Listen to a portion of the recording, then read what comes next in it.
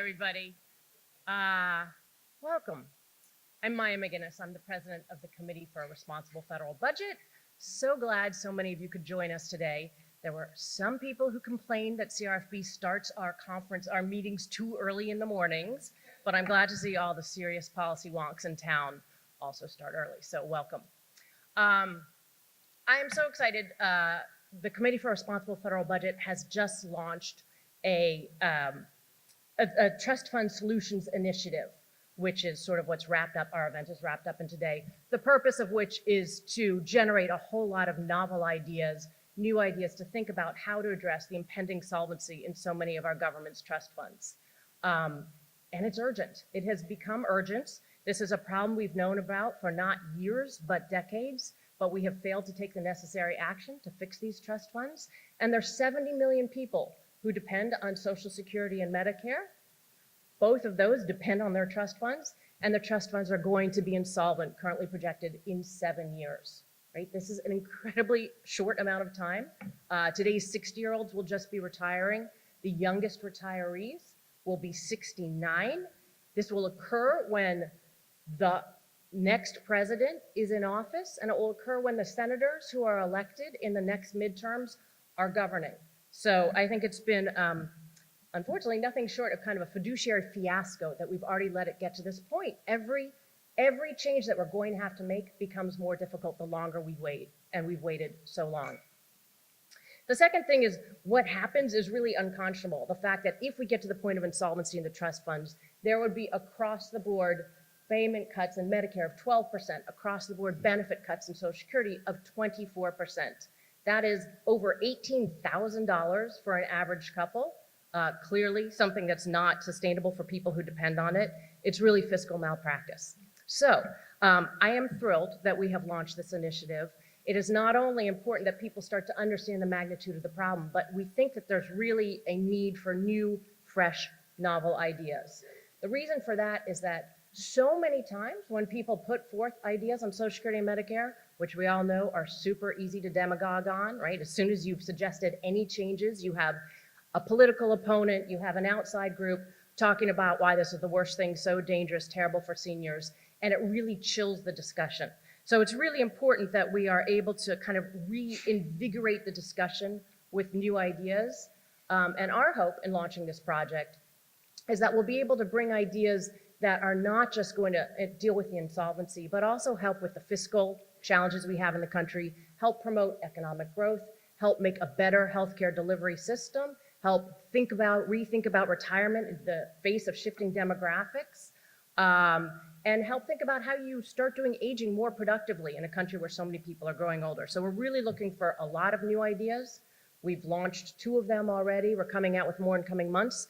And we're also going to be partnering and working with a lot of outside groups, think tanks, academics, people on the Hill to create and elevate all of the ideas that people are coming up with. So let's say that we accomplish those 2 things. We're able to educate the country and people understand that there really is a problem despite a political class that keeps pretending doing nothing is an answer when it's clearly not. That we are able to generate new ideas, populate the discussion with new ideas. We still are going to need to figure out the political will to make these changes. So the other project, we'll be discussing this more today, the other project that we're working on is a Tell the Truth on Social Security campaign, where instead of rewarding politicians who promise to do nothing, we're going to try to talk about what happens if you do nothing and encourage people to put forth solutions. We're doing this in the states. We're doing this with media partnerships. We're doing this for our education grassroots, experts education effort. But the longer we wait, the harder this comes. We need to have a public education component. I'm very excited about this project. So now, oops, is that my alarm? I'm done. So now we are turning to today's panel. I'm really excited. We have 2 fantastic keynoters who are kind of sandwiching 2 great panels. We're going to be starting with Dr. Oz, who's going to be kicking this off for us. We're going to be ending with Erskine Bowles, who along with the great and deeply missed Al Simpson was the head of the Simpson-Bowles Commission. And in between, we have 2 really interesting panels, great experts from around town and outside of town, who are going to be talking about both a variety of the new ideas and how we sort of push this, what the path forward might look like, and how to further that. So it is my privilege to introduce Dr. Oz, who is with us today. He is the administrator of the Centers on, oh, come on, let me introduce him. Thank you. All right, well, okay, my quick introduction, because it's how accomplished you are. So in addition to running the Centers on Medicare and Medicaid Services, where he's already started introducing new initiatives, using AI, ferreting out waste, fraud, and abuse, a lot of new ideas to help control costs and improve healthcare delivery. He is also a very accomplished, as you all know, author, surgeon, philanthropist, and TV show host. So we're really excited. We're very excited about the work you're doing, and we're so excited you could join us today. Thank you. Greatly honored. Thank you. God bless. So I thought long and hard about what to say to a group that has interests that align so much with what we're focused on at CMS. And I thought I would share with you the actual Medicare Trust Report data that we presented in June, but try to give you some context of why it matters. Switch the slide. Perfect. There we are. Hey, that looks more like me. But I think at its outset, I should make something at a high level of such clarity that throughout this presentation, it continues to rear its head. The most expensive healthcare is bad healthcare, because you pay someone who did a bad job, who often overcharges you. Then you pay someone who's quite capable to fix the bad job, so you got to pay them a little extra, and then you have to pay for the complications downstream. So if we really want to deal with the crises that I'll be outlining today, we have got to deal with the quality issue, which is why so many of the themes that I'll talk at towards the end of this presentation are important. But there's also a moral reason that quality matters. And as you enter in, how many of you have been into Humphrey's building nearby here? A few of you. It's not worth visiting if you haven't been there. It was built during the brutalist period of architecture that actually existed. And it looks like a prison from the outside, but on the inside it's fantastic, and the people are beautiful. It has been the best job of my life because of the people that work in the organization. And I, like many of you, I came from the private sector, so before I entered government, I had this vision of federal employees. How many of you have seen Zootopia, the movie? Remember the sloth at DMV? And that was sort of very slow, meandering, no real passion, the opposite of the truth. These folks left almost always better paying jobs in the private sector because they care. They went into government because they're passionate about making the system work better. They, like you, know that there are options out there. And interestingly, what I learned is what they really hate is not being allowed to do their jobs.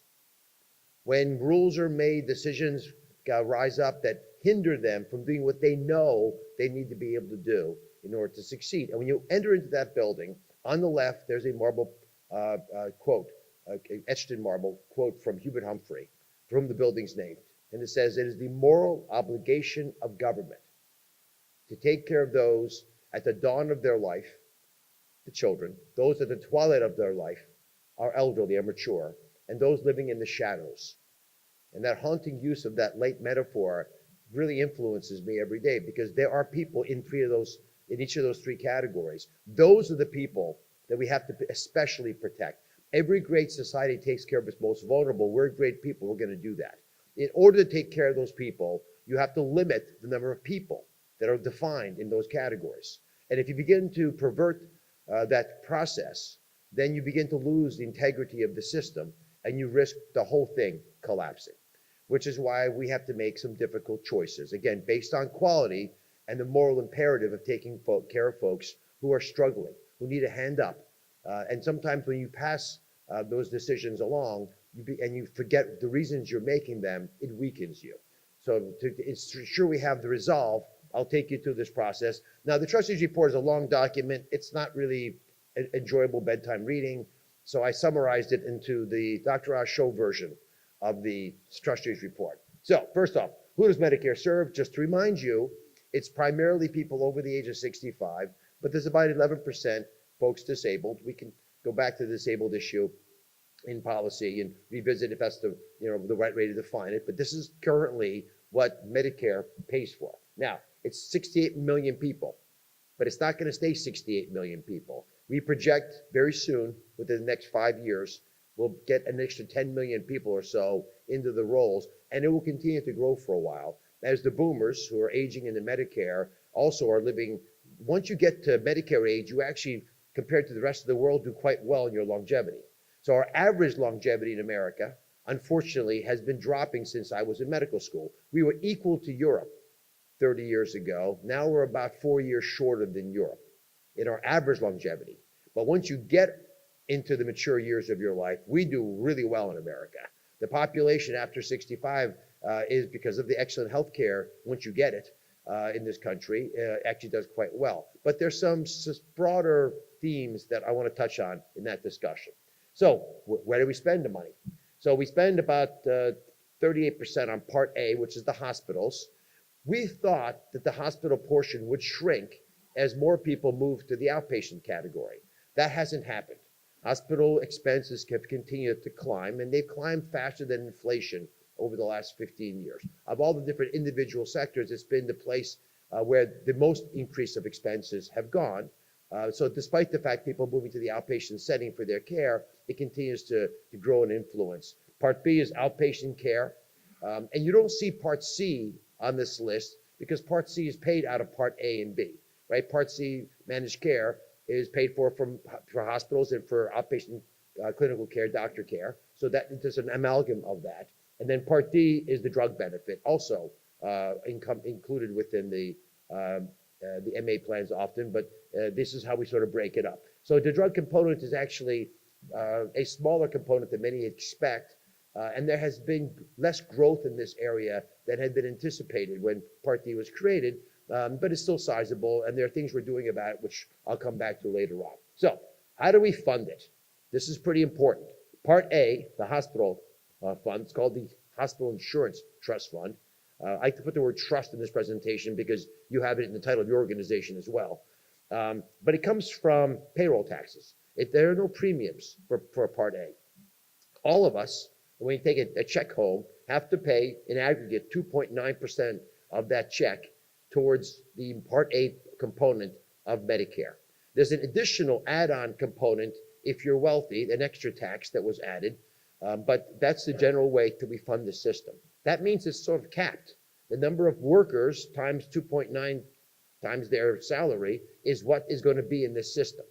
The Part B and D, outpatient care and drugs, is funded very differently. It's funded from general revenue, the taxes that we pay in federal income tax, and it's also funded by beneficiary premiums, which are about 20% of the total, roughly.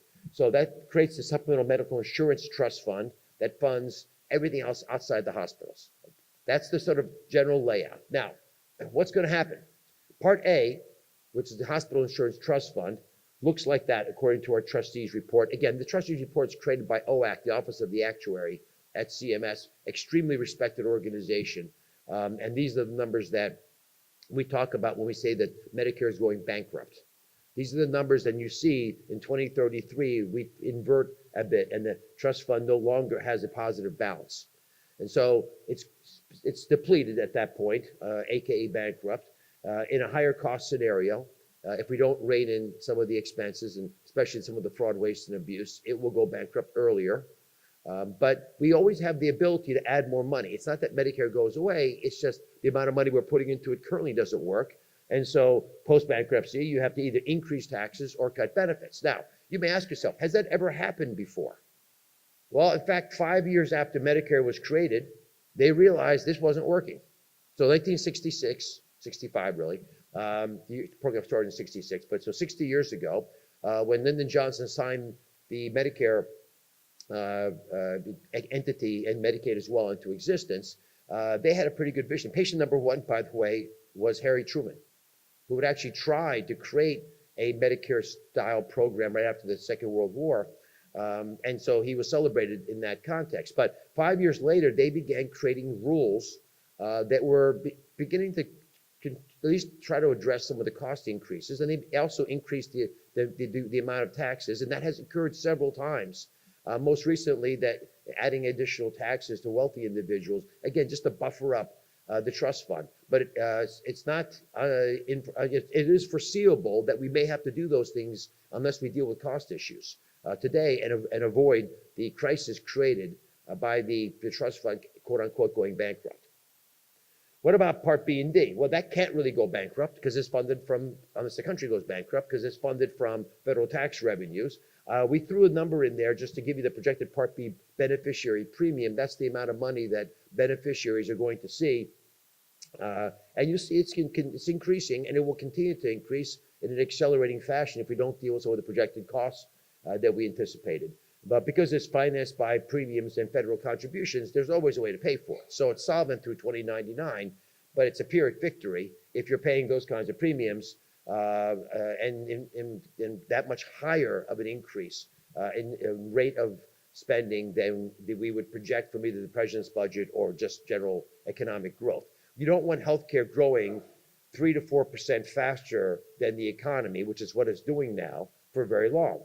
Otherwise, we basically end up with a big healthcare system with a small country attached. And that's where we're headed if we don't deal with some of these issues. So why is it growing in our spending so quickly? Well, a lot more people are entering Medicare. That's just a demographic reality that all of us acknowledge, and it's not known of and will continue, and that's not something we're going to be able to change. But there is more complexity of care, and much of that is driven by chronic disease. Chronic illness drives at least 2/3 of all expenses in Medicare. I'll say that again so it sinks in. Chronic illnesses, caused often by lifestyle changes, is driving the majority of the costs in healthcare. So if you're obese, you have much higher incidence of being hypertensive, metabolic syndrome, diabetes, kidney failure related to that, the myocardial infarctions, the dementia, stroke, all of the kidney failure, all of these increase dramatically, directly correlated to a condition like obesity. So there are things we could do to obesity.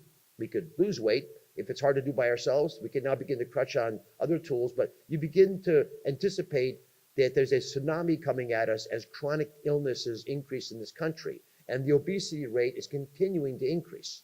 So that's just one of several drivers of these chronic conditions that is causing problems within the management of the average individual entering into the healthcare system.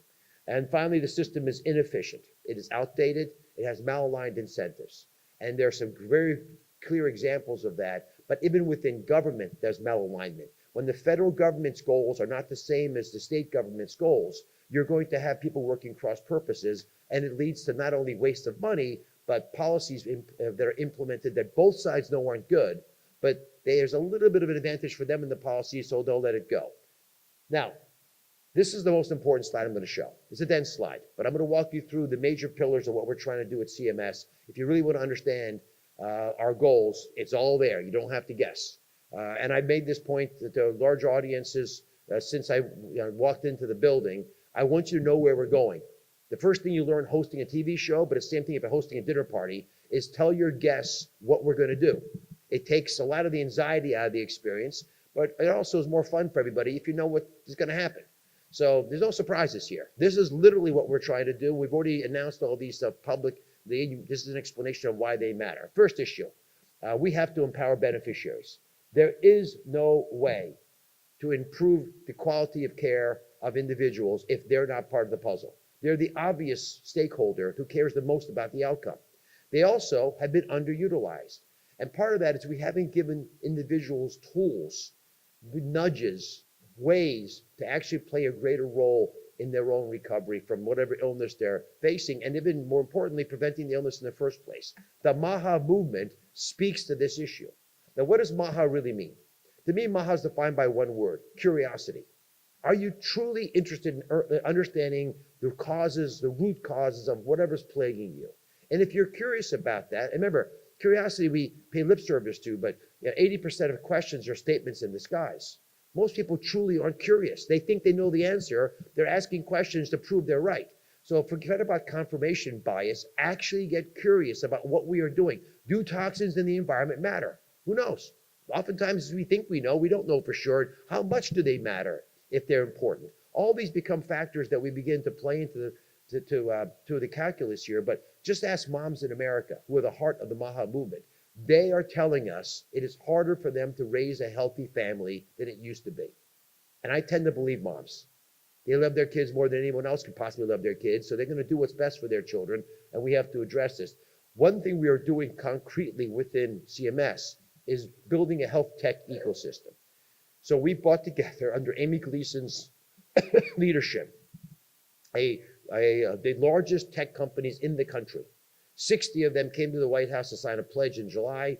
We have now over 300 companies, tech companies, that have signed pledges for interoperability, transparency, and desire to build an app ecosystem. You'll be able to go within a year into the Google Play or Apple Store and be able to download apps that we will say, hey, we think these are potentially, we think they're safe, they're capable apps. They'll keep your data.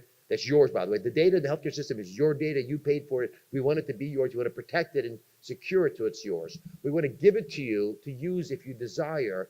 If you want to give it to a company who has an app that deals with diabetes and you're overweight with metabolic syndrome, and you want to stop the trend, you may want to use that company's tool. We want to free you and the ecosystem to do that and fund it in a way that encourages people to take care of the real customer, which is the American people. We don't want to be the customer. We want the average American with their data to be the customer and begin to bring technology into these equations so that you can be informed as you get diagnoses or fear conditions or run into problems in ways that can actually nudge you to make the right choices in your life. Second big category, incentivizing providers to maximize their ability to help. Doctors have lost their mojo. When the professional class is present, they are the ballast of the ship of society as it travels in the troubled waters. When you tell doctors they have to work for hospitals or insurance companies or private equity companies, which we did with a variety of billing changes and payment changes over the years, they begin to lose their traction. That's why doctors did not speak up during COVID. When the federal government made decisions, and state governments, that we don't think in retrospect were wise, no one spoke up and said, wait a minute, what are you talking about? That's not real. You're making that up. And these are the kinds of things we should be able to do a better job on, but only can do it if we incentivize providers. And it's not just doctors, it's hospital systems and the like. One way to do that is to address the hated reality of prior authorization. How many of you know what prior authorization is? When you have good, oh, look at that. That's remarkable. Why do people dislike it? Because you're in that precious moment, that covenant that you have with your doctor when you talk to each other honestly about what's going on, and the doctor says, I want you to do this, and the long arm of insurance comes in and says, no, not yet. You're not getting that biopsy to see if that's cancer. We're going to first decide if it's necessary.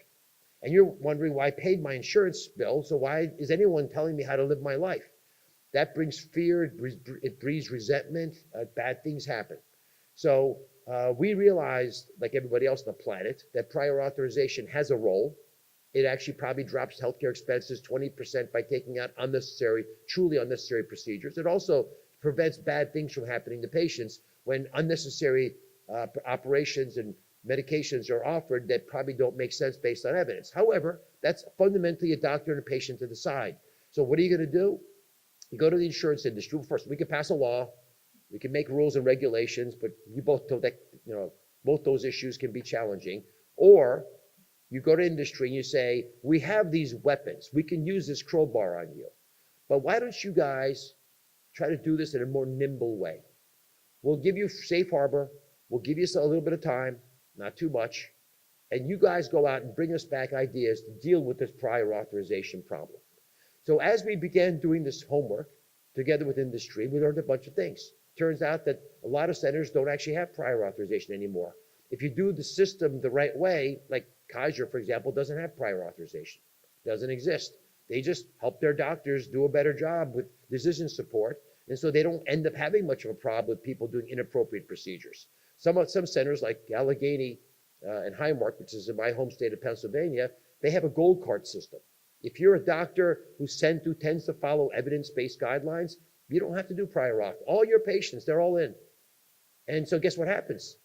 All the other doctors, they want to know why they're not gold card. So they start changing their behaviors because they want to get a gold card and get rid of prior auth. Because prior auth takes 12 hours a week for a doctor.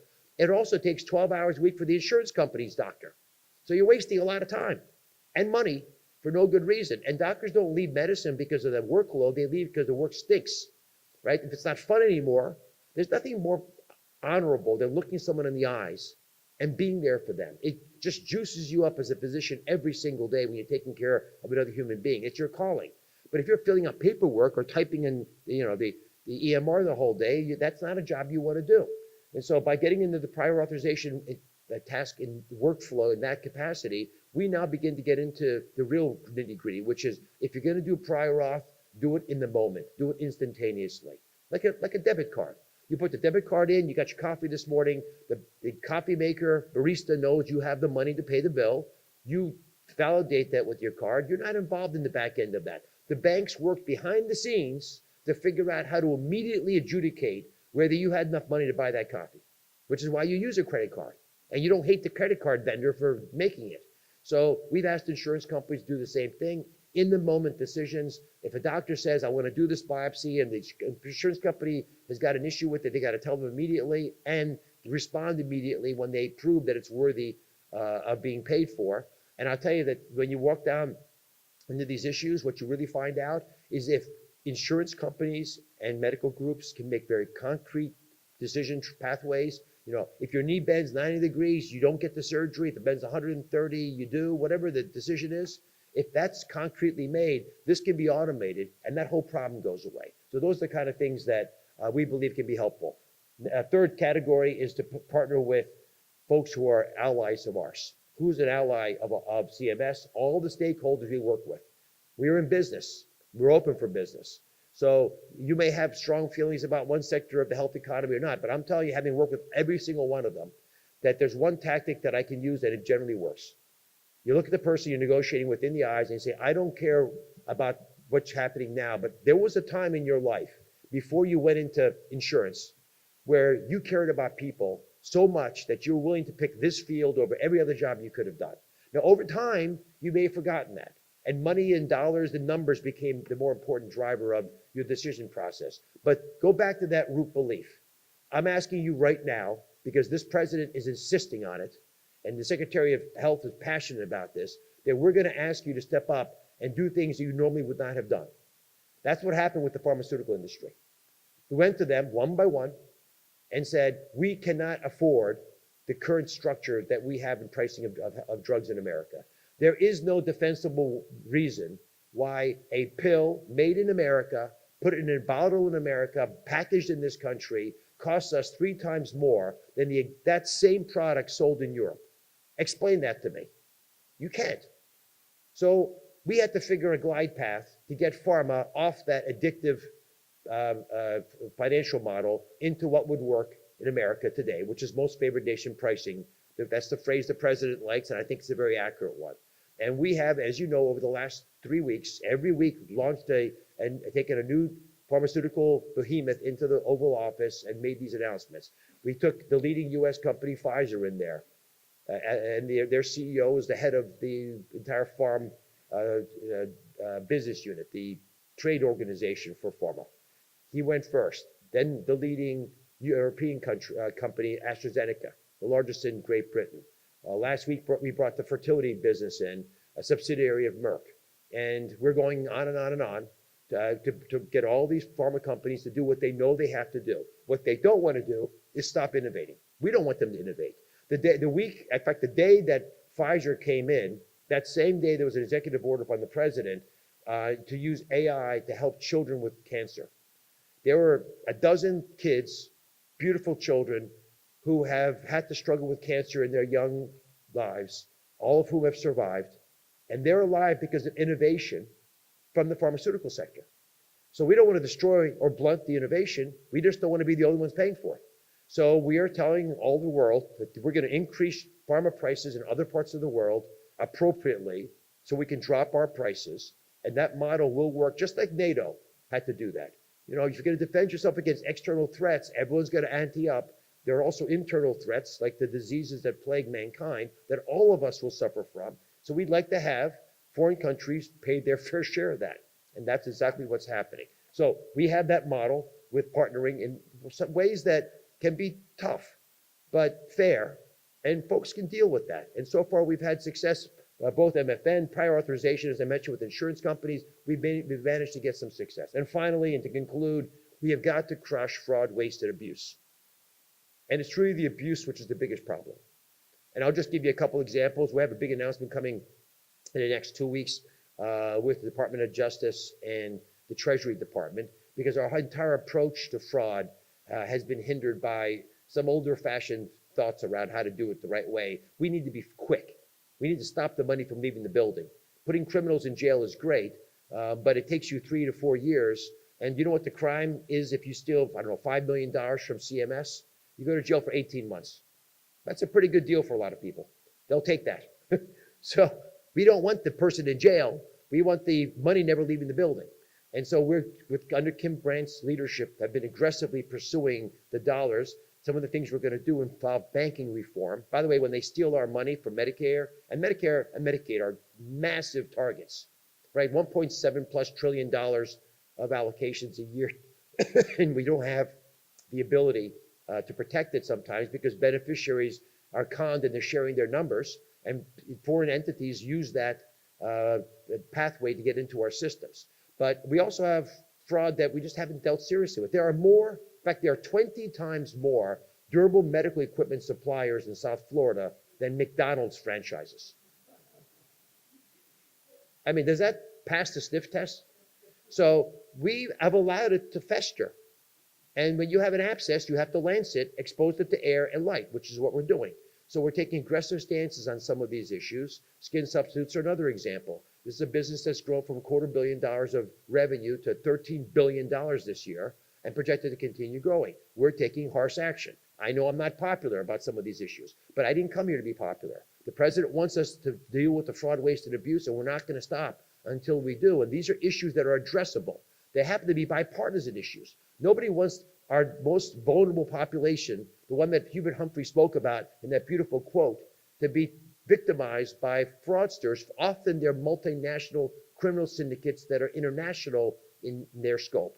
The biggest one we had 2 months ago was a $15 billion bust. All the criminals fled to Russia.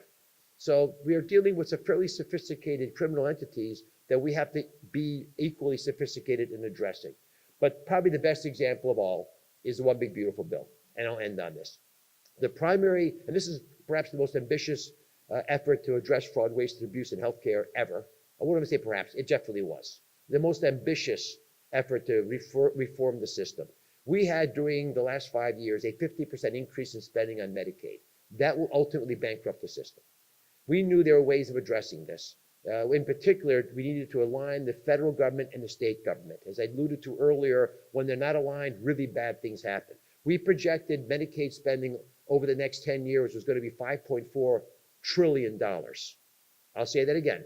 Medicaid spending, if we did not pass that bill, was projected to increase $5.4 trillion.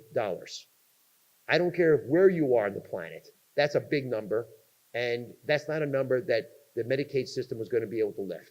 By allowing us to take out some of the legalized money laundering tactics, which again very cleverly were used by states to pull down extra cash from the federal government, we brought it back into the integrity that it used to have, which is the state pays whatever it is, $25, we pay $75, and now you take that $100 and pay for your most vulnerable. And we also have to get serious about what it means to be vulnerable in America. We don't think that healthy, able-bodied individuals should be on Medicaid unless they're trying to get a job. Those individuals, on average, watch 6.1 hours of television or just hang around at home. They don't want to do that either. Nobody thinks they're put on earth to watch television and play video games. They want to go out and change the world like the rest of us do. How do you do that? You get a job. How do you get a job? Oftentimes, if you don't have people around you who are working, we need to sort of nudge you in that direction. Otherwise, you have generational poverty because people don't even know how to get into the system. We've dealt with that pretty effectively by putting a work requirement. It's actually a community engagement requirement into the system. So if you're one of the many individuals who's able-bodied on Medicaid, you can keep your free health insurance as long as you do something for 20 hours a week to help your community. Go to get educated, volunteer, take care of somebody, or try to get a job. And if you don't actually do those things, we'll give you ways of doing them. But you have got to show up in your own life. And there has to be a little bit of pressure on Americans who are able-bodied to go into the workforce. Frankly, we've got twice as many jobs as people willing to do them already. So we believe these are healthy, morally sound pathways to protect the sanctity of our healthcare system, one that I love dearly. You're here because you care about it as well. And if we do this wisely, the trust funds will stay intact. We have enough economic growth to fund these programs if we keep them clean and nimble and actually serve the people they're designed to help. God bless you very much for the opportunity to speak to the group. I'm hoping the next speaker enjoys it as much as I have. God bless.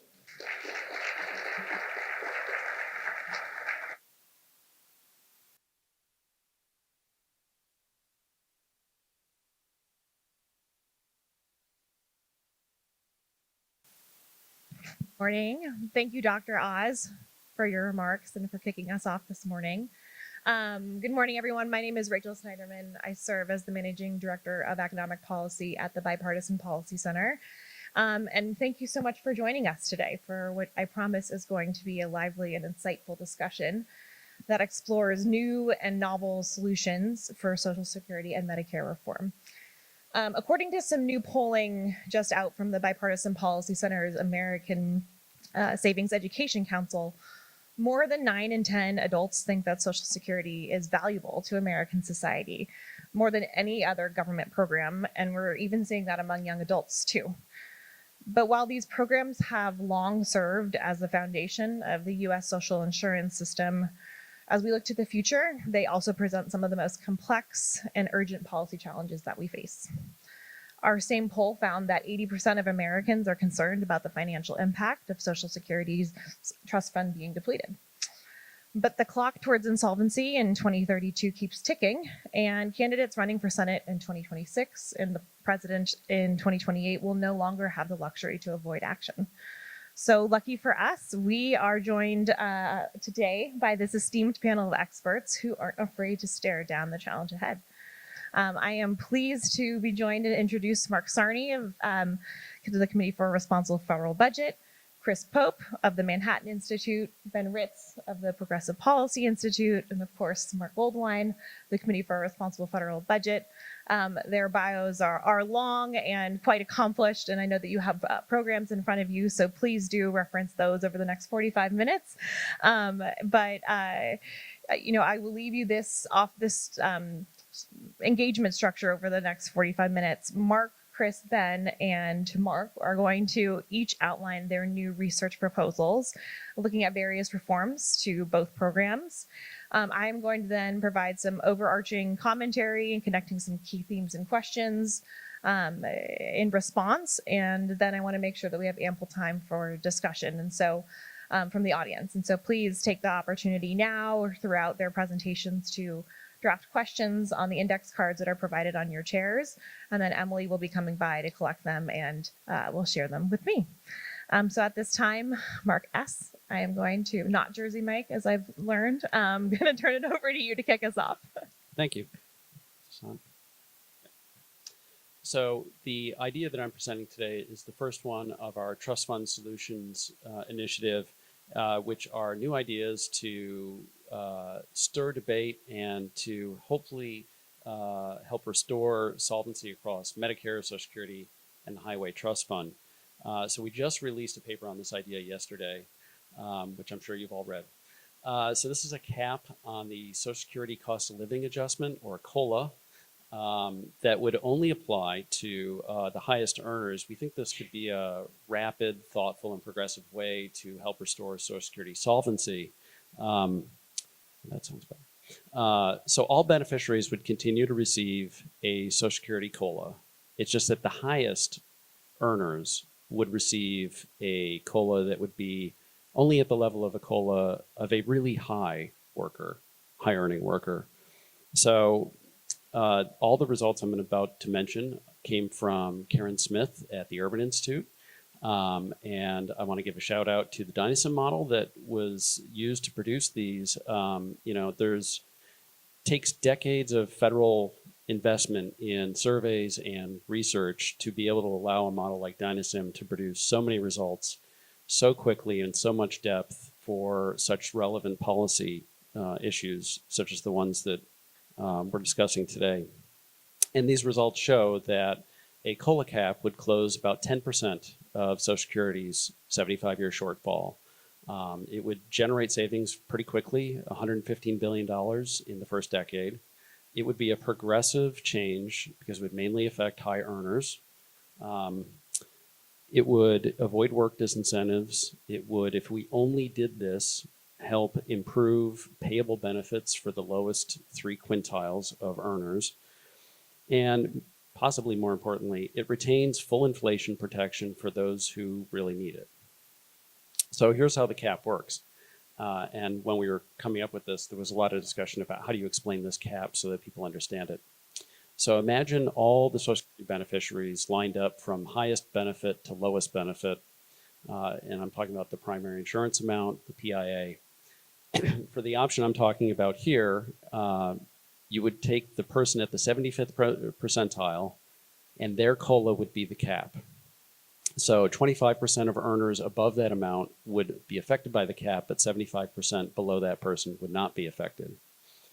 In 2035, we're kind of estimating if inflation stays at 2%, that the cap would be about $900 a year or $75 a month. So anyone with a COLA above that amount under current law would only get $900 a year.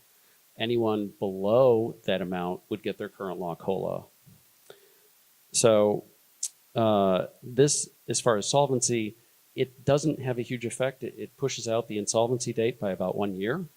But if you only did this, it would reduce the payable cut that would happen in 2032 because it would be saving money at the top end of earners. And that money would allow people in the lowest 3 quintiles to actually get an increase above what they would get under payable.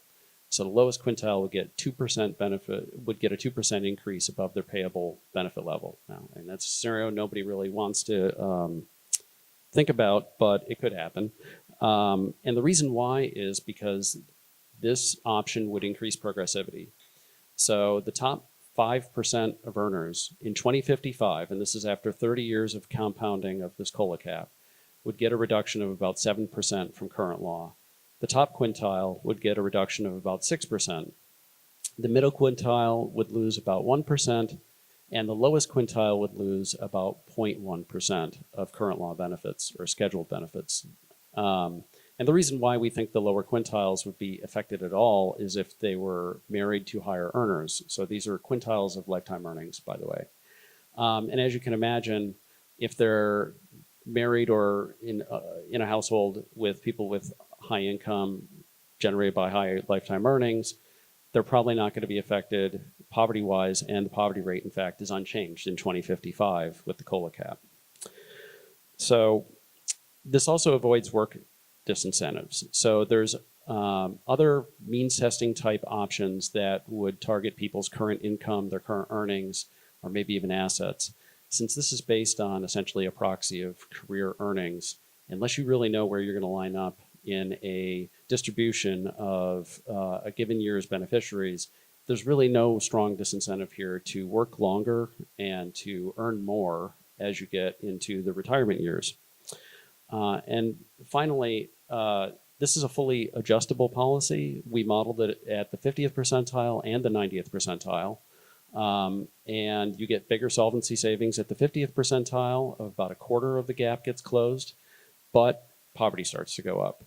The 90th percentile, you only close about 5% of the gap, which is about half of what it would do at the 75th percentile. And last point, the full inflation protection for those who need it. So we're targeting higher earners here, and the reason why is about 10% of their income will come from Social Security. They get 5 times that amount from asset income, which is really going to be providing their their inflation protection when they reach their retirement years. So since they're also, because of unfortunately differential mortality, they tend to outlive lower earners. And so since we know that our current COLA overstates inflation a little bit, and that overstatement compounds over time, the highest earners are getting the biggest benefits of the overstatement of inflation. So this COLA cap kind of attacks that problem in a nice, even way, or efficient way. And to some extent, it's possible that the higher earners may not notice because they will get a higher benefit every year in nominal terms. They will get a COLA, and it's going to be really high. It's going to be above the average COLA if you do it at the 75th percentile. So I'll just end there. Hopefully that was under time. Wonderful. Thank you so much. Chris, over to you. We'll jump to Medicare. Thank you, everybody, for coming. So I really wanted to start by changing the way that we think maybe a little bit about where Medicare's cost growth comes from. We talk a lot about baby boomers retiring, and certainly in the way that Social Security gets bracketed with Medicare, that's very often foregrounded. We see the problem with Social Security very much driven by the retirement of the baby boomers. And there is a similar cost increase on Medicare. But that actually ends up passing fairly soon. Within like 6-7 years, the baby boomers will mostly all be retired. And yet the problem with Medicare's cost growth, unlike Social Security's cost growth, keeps compounding, keeps increasing over time for decades, pretty much in perpetuity if you take the trustees' word for it. People then sort of have the idea that, well, this is because we're spending more. We hear all the time about healthcare prices increasing, but we've capped prices in healthcare. Actually, if you look at prices in Medicare, they're indexed for inflation, and Congress keeps trimming those price adjustments. So if you look historically over recent decades, and likely over the time to come, and certainly the trustees report bears this out, prices are actually shrinking relative to inflation. So why is it that Medicare costs are increasing not only relative to inflation, but as a share of GDP? It's not that the taste for medical care is increasing, although volumes are definitely increasing. What's really happening is that Medicare has an open-ended commitment to pay for any new technology that's developed, and regardless of its effectiveness.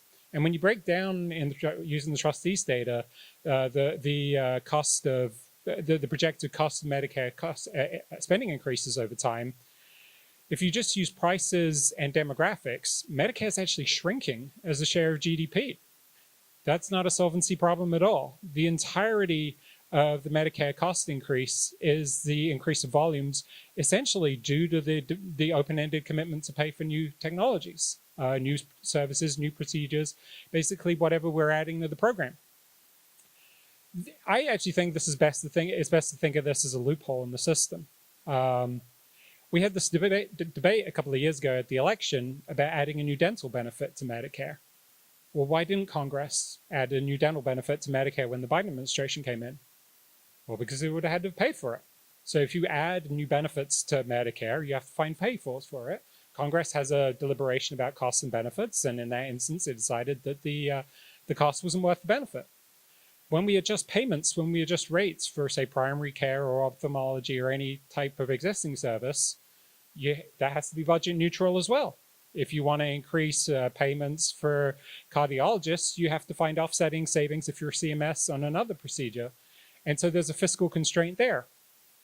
We have a gigantic loophole here, though. There is one thing that you can do if you're CMS, and that you're actually obligated to do by federal law. Any new procedure that's developed, there is no offsets there. You just pile it on top of all the existing other procedures without finding any pay-fors. And if you look at the past decades, since major Medicare reforms in the 80s and 90s, like 85% of real per capita Medicare spending is the addition of new codes to Medicare, is associated with new codes. It's basically spending associated with codes that didn't even exist. Procedure codes, CPT code, DRG codes, new services, new drugs, new types of surgery. These were all added to the program without any real consideration of, is this worth the money? Is this worth subsidizing for some beneficiaries or all? Who's going to pay for it? We don't even have these conversations. It just gets done automatically. If you look at the existing CPT codes over the past decade, past 15 years, Medicare spending is actually going down. Or at least in real terms, it's going down. What's happening is that all the growth of spending is in new CPT codes. This is true basically if you look at CPT codes ex ante, or you just and track what's happening to them, or if you take the basket of 200 highest spending CPT codes before and after. It's not that some CPT codes are becoming more popular than others. It's just that we're layering on, and that this is where the cost growth is coming from. And you can see this from OMB's regulations every year when it sort of assesses the cost of CMS regulations. In 2016, The cost of new codes in Medicare was $6 billion. In 2017, it was $10 billion. In 2018, it was $8 billion. Now, this isn't going up and down. It's layering on top of each other every year. So this is compounding every year. If you actually if you actually took that off budget, if you remove the ability of CMS to unilaterally add these new codes without any consideration of costs, Medicare spending as a share of GDP would be declining. That is essentially the entirety of the trust fund problem in Medicare. Medicare obviously is increasingly a Part B rather than a Part A program, despite what the previous speaker was saying. So I'm not saying that we shouldn't add any new codes to Medicare ever. What I am saying is that we should do so deliberately. And Congress has the responsibility for basically funding Medicare. Congress has responsibility for generating the revenues for Medicare expansions. It should have a role in the new spending as well. We should essentially have the same institution doing both sides of the ledger. So what I'm proposing is that every year or every 6 months, CMS should send a menu, essentially a menu of prices to Congress. It should say, these are the new codes that we want to add to the Medicare program. These are the prices of adding these codes. Congress, you find the money for this, or you find the money for some of them, or you find the money for some of them for some of the beneficiaries. Maybe the lower income beneficiary would get these codes subsidized. Others would have to find additional premiums. But we can actually start having a menu with prices and start deliberating about the expansion of the program that we've been doing pretty indiscriminately thus far. Now, obviously, this could be messy. This could be a difficult process, but actually not as difficult as it used to be. The majority of Medicare beneficiaries are now Medicare Advantage, which means that most Medicare Advantage plans could be adding these codes to their own plans out of existing revenues. If there is a new service that's particularly cost effective, a Medicare Advantage plan wouldn't have to wait on Congress to add it, especially if it saved money. Now, it might be the case that some new services and procedures would be particularly attractive to sicker enrollees, and there would be selection issues that would deter plans from adding them. And if that was the case, Congress could step in. But we would have a process. We wouldn't just do it by default indiscriminately without regard to costs. And instead of the status quo bias of Congress being an inflationary one in terms of the cost of the program, basically indiscriminately accepting anything new that someone in the tech industry or the biotech industry can develop, the pharmaceutical industry, we would have a conversation. Is this really worth it? Is it worth it for anybody? Or is it worth it for some people? And where is the money going to come from? And it would be a conversation that's done at the time that's appropriate, when you're expanding the program, rather than just trying to claw things away from people once they've become accustomed to spending items being added. Thank you. Ben and then Mark, I'm going to go to you guys for the last lightning round. So the idea that I'm going to talk about today that we developed at PPI is called the work credit benefit structure. When Social Security was originally conceived, it was designed to be an earned benefit. The idea was you pay payroll taxes on a certain share of your wages, and then when you retire, those wages get replaced by Social Security, some fraction of them. But it hasn't really worked that way in practice. The fact that we have a big shortfall is a result of the fact that the money that has gone in is not enough to cover what is going to come out. And when we look at the solutions for Social Security, the most popular ones, they tend to actually strain this link even further, whether that is by raising taxes on high earners without giving them more benefits, means testing benefits, general revenue transfers, or even if we were to solve the problem just by raising payroll taxes on workers, that is asking the next generation of working Americans to pay for the benefits of the previous generation.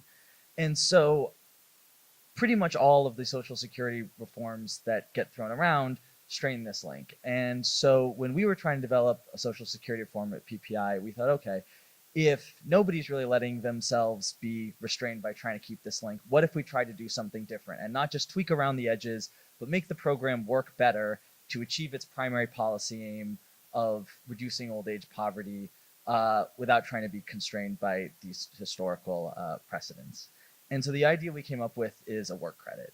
The idea here is that instead of benefits being based on how much you earned throughout your career, you would get a benefit based on how many years you worked. And there were a number of benefits to moving over to this kind of system. The first is that it's pretty simple and easy to explain. It's also simpler and more transparent for calculating your benefits. Right now, if you want to figure out your Social Security benefit, you have to know how much you earned each year. You have to index it to wage growth, and you have to put it through the replacement rate formula. It's very complicated to actually figure out your Social Security benefit. Ours would be a much simpler system. It would be more egalitarian. Right now, we give, even though the benefit formula, the replacement rate is somewhat progressive, we're still paying the biggest benefits to the people who need them the least. And we think at PPI that raising taxes on working Americans to pay the biggest benefits to the wealthiest retirees is something we're hard pressed to make the case for in the current environment. And then it helps improve fiscal sustainability and work incentives.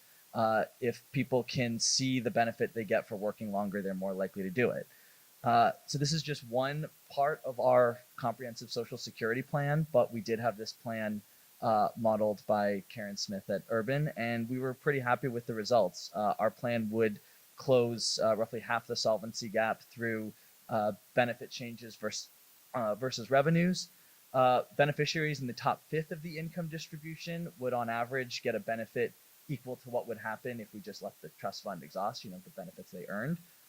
But beneficiaries at the bottom would actually get a larger benefit, not just relative to payable, but relative to scheduled benefits. And then in the middle, it ends up being a system that rewards work more. If you work a longer than average middle income career, you'll get a benefit increase relative to the current formula.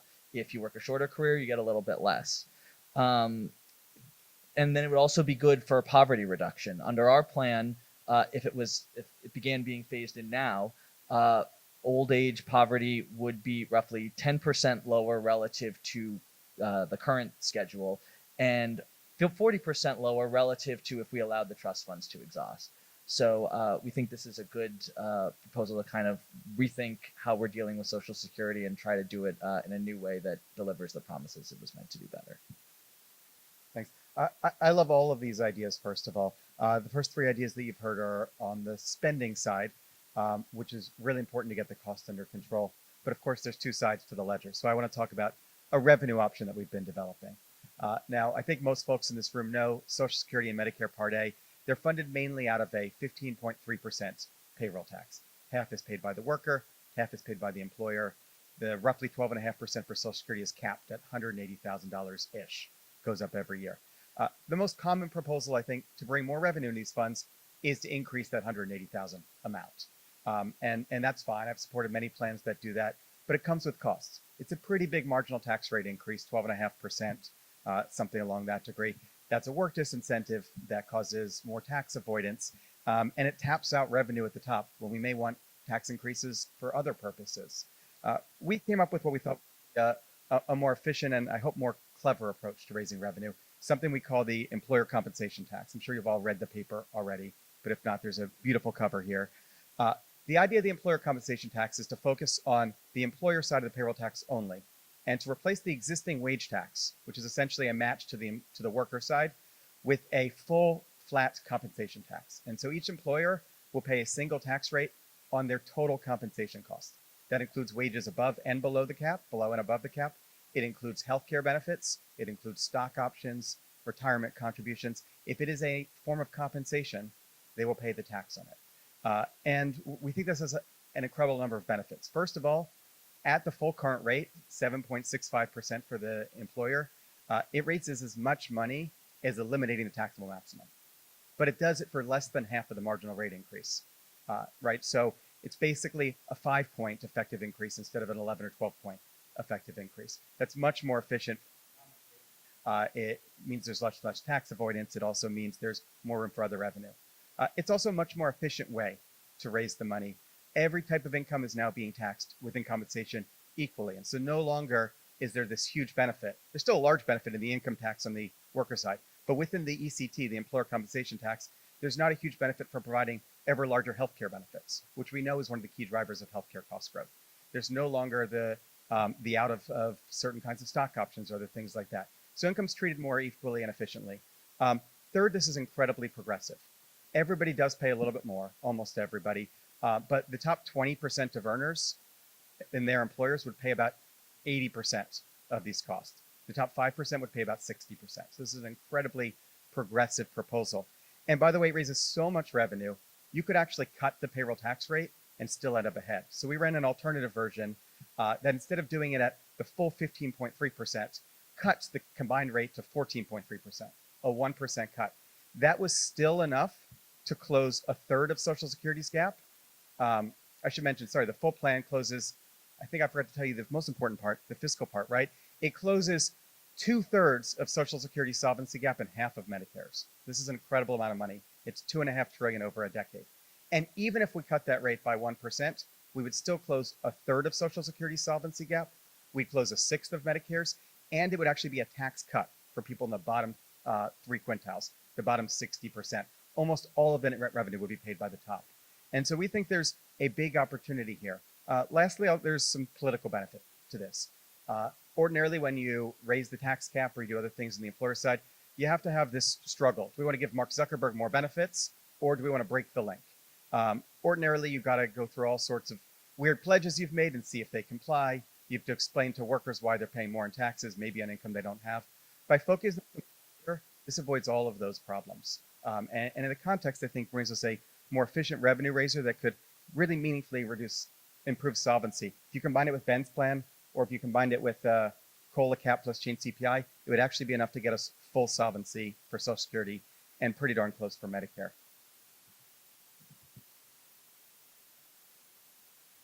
Thank you, Mark. Thank you, Ben. How are we doing on time? Okay, great. 15 minutes, great. Well, thank you each for your excellent contributions.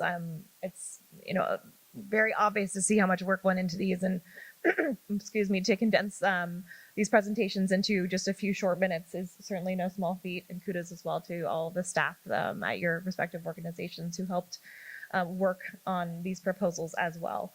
I think that when I think of a central theme that connects them all, one is that there is this undeniable foundational reality that unless we are willing to accumulate dramatically or add to the national debt, that this issue has to be solved by both a combination of tax increases and benefit reductions. There's certainly a lot to unpack here. I want to make sure that we are getting questions from the audience as well with the remaining time that we have left.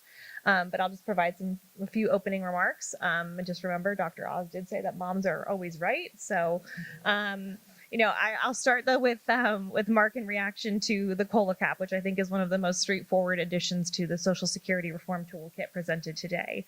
I think that this looks at it responds to two long-standing points of contention. First, that COLAs are unnecessarily high, and that Social Security benefits for the highest earners are unnecessarily high.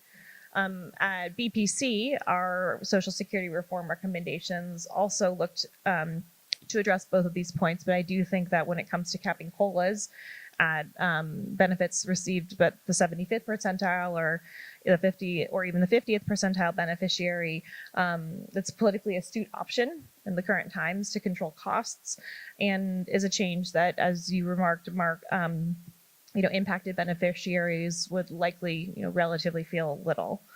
Now, jumping over to, keeping on the taxation of benefits theme that other Mark brought up, I think that CRV's employer compensation tax proposal does something really important when we think about tax policy design by increasing horizontal equity. But, we all know that payroll taxes favor benefits over wages, but when we look at the ECT, at least from the employer perspective, this would tax all compensation. And again, kind of on that point of efficient tax policy design, this is a step that could make real progress towards curbing health insurance and healthcare costs in particular. But keeping with that theme of, the importance of efficient tax policy design, the incidence in the burden of the tax matters. And I think that especially when we are looking at a tax that is targeted to the employer side in particular, there is an incentive for that to be passed on and paid by workers, which I know that you note in the paper. But that could also have an impact to employer-provided benefits that have revolutionized the private retirement system as we know it over the past decades. So to the extent that the policy, I think, improves cost efficiency in the healthcare industry, that's good. But the rest of the economic effects could depress hiring and compensation. And while we would need to understand whether or not how those effects are balanced against the status quo, it's an important issue to grapple with, and one that I want to pick your brain on in the Q&A as to how you engage the business community, because this is certainly not giving Congress a free tax increase, if you will. Now to Ben. PPI's recommendations, I think it's quite brilliant, and that you really reimagine Social Security from the ground up, as you and Nate state in your report. That's the kind of thinking that this town needs. But it's also risky, right? To fundamentally change a program that, our polling has shown Americans overwhelmingly see as the most valued program in the government. Now, when we're thinking about the political palatability of a lot of the reforms in your plan, I recognize that some of them, date back to some of your work at VPC, which I love to see. But I commend PPI's thinking about some of the proposed changes to spousal and survivor benefits, rethinking of the full retirement age, and moving towards a claiming structure that is based explicitly on what we already know is true. That monthly benefit increases, monthly benefits increase along a spectrum between a minimum benefit age and a maximum benefit age. But what I'm wary of more on the political feasibility front is that we are talking about fundamentally changing a program that is already so hard to just tweak around the edges, and that's especially when it comes to some of the reforms that you're talking about with the benefit calculation and program revenue. When we think about Social Security, thank you. When we think about Social Security in terms of its foundation and two important principles and balance, these are social adequacy and individual equity. I think your proposal really hits the nail on the head when it comes to strengthening the social adequacy pillar by increasing redistribution within the program. But when we think about individual equity, I think that's one that we need to talk about. This idea that the amount that you receive from the program is directly derived from what you pay in and earned throughout your career. Now, it can certainly be proven wrong, and I think that some additional polling with your plan will be really insightful here, because this is a change that could impact the public, immense support of the program. But again, I think that that's really where getting out into the field and hearing directly from folks will be really insightful. And finally, Chris, I want to turn briefly to Medicare and your work, because I think it's especially timely as we're talking about new responsibilities that we're asking Congress to take care of in the height of a government shutdown. I think requiring congressional approval for new billing codes could certainly serve as an important check on the spending issues that we see in the program. And I completely agree with you that the reality is that there is no real mechanism for assessing the cost effectiveness of new services. And your proposed changes offer substantial benefits, including fiscal restraint without cutting benefits and providing greater transparency. But my question directly to you, and again, we'll jump into the questions now, is that, given where we are and what we are experiencing currently, have you given any reconsideration to whether or not Congress is the right body to make those judgments? I mean, we just heard from Dr. Oz, is a CMS or an HHS or a third party, an independent third party, potentially an alternative there that could be less swayed, for example, from political pressures or just the prolonged, the politics that we see today that have, of course, gotten us to where we are in this prolonged shutdown. So I'll start with that question, and then I have some audience questions here that we will dive into. I think I like to stand apart in sort of being optimistic about Congress's capacity. And I actually think, I mean that seriously, because I think in Medicare, we have an example of an institution that I think should be copied throughout many more government areas, and that's MedPAC. I work for the House Energy and Commerce Committee, and I think the level, I think in many areas, I think it's easy to be sort of cynical about Congress's capacity. But I think in Medicare, if you actually sort of look how Congress actually does deal with a lot of these complex payment and pricing issues, the interaction between MedPAC and Congress is extraordinarily productive. I mean, there's an unfortunate dynamic with Congress is that what bleeds, when it bleeds, it leads, right? You hear about all the things that don't go well. But if you think about all the bipartisan patches that happen pretty much every year, several times a year on Medicare, there's an enormous amount in the weeds that actually does go through that is incredibly complex, incredibly difficult, often with many trade-offs, and that Congress does a very good job of handling. I wrote a piece a few years ago, why everyone likes to cut Medicare. Every politician from both parties on the campaign trail will boast about how they're not cutting Medicare. And yet whenever there's a bipartisan budget package, Medicare is where most of the cuts come from. And every single member of Congress will happily vote to cut Medicare as the big piggy bank for the rest of the federal budget. And it happens time and time again. When we look at past projections from the CBO of what Medicare spending is like, it's twice as high as it actually is now. Congress regularly does rein in Medicare in some pretty smart ways because it's listening to good advice. Now, can you do this at a granular level? I think what you would actually see is if there is an annual package of coding adjustments, there would be a lot of concentration. And so if you think of the Aduhelm issue, the Alzheimer's drug that came through a few years ago, we're talking about tens of billions of dollars. That is something that members of Congress rightly can have informed opinions of, exactly the same way that they do a dental benefit.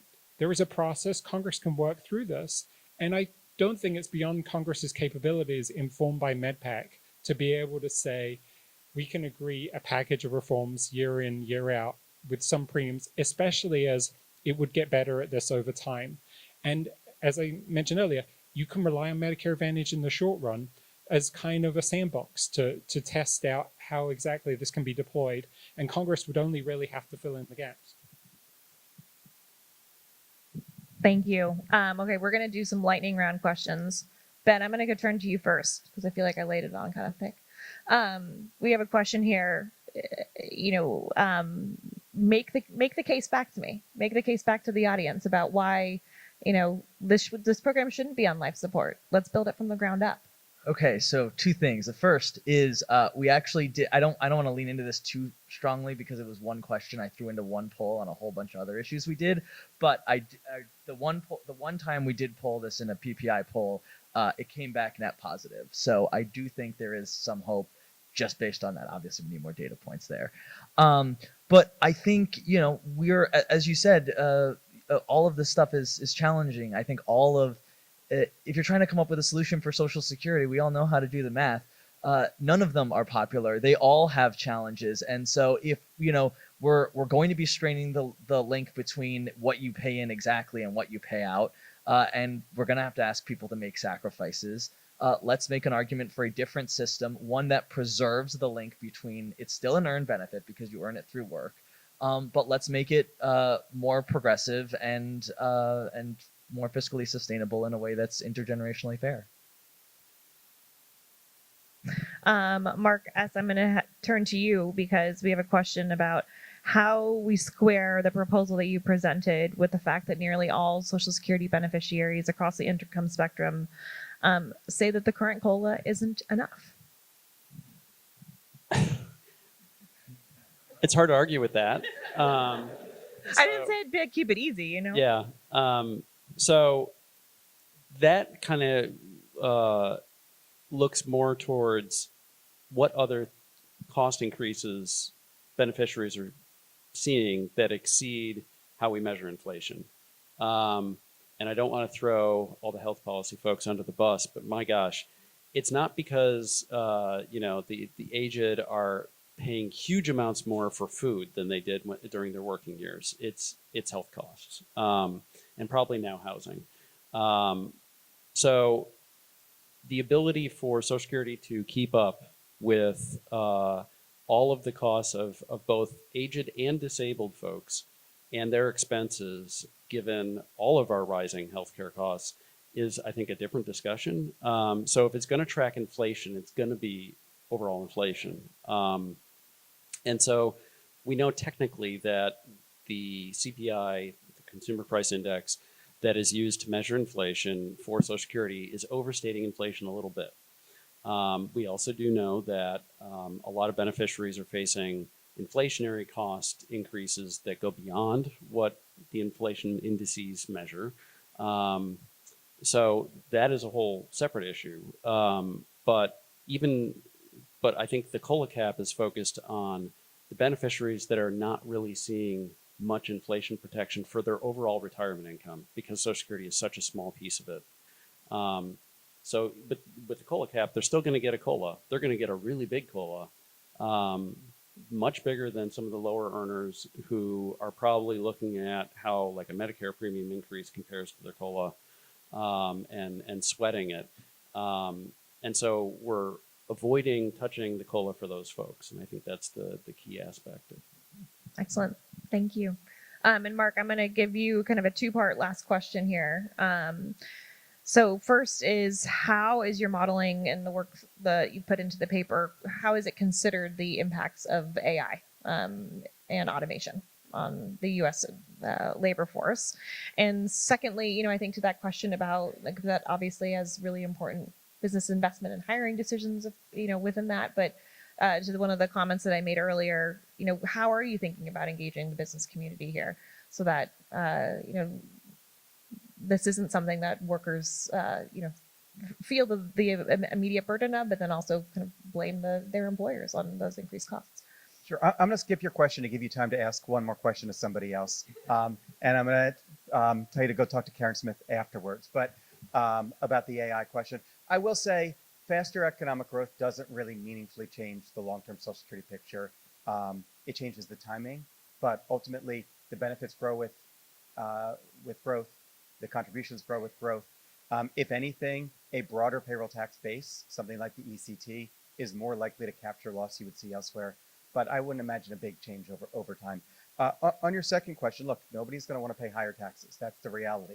But I think you need to compare the various options out there to each other.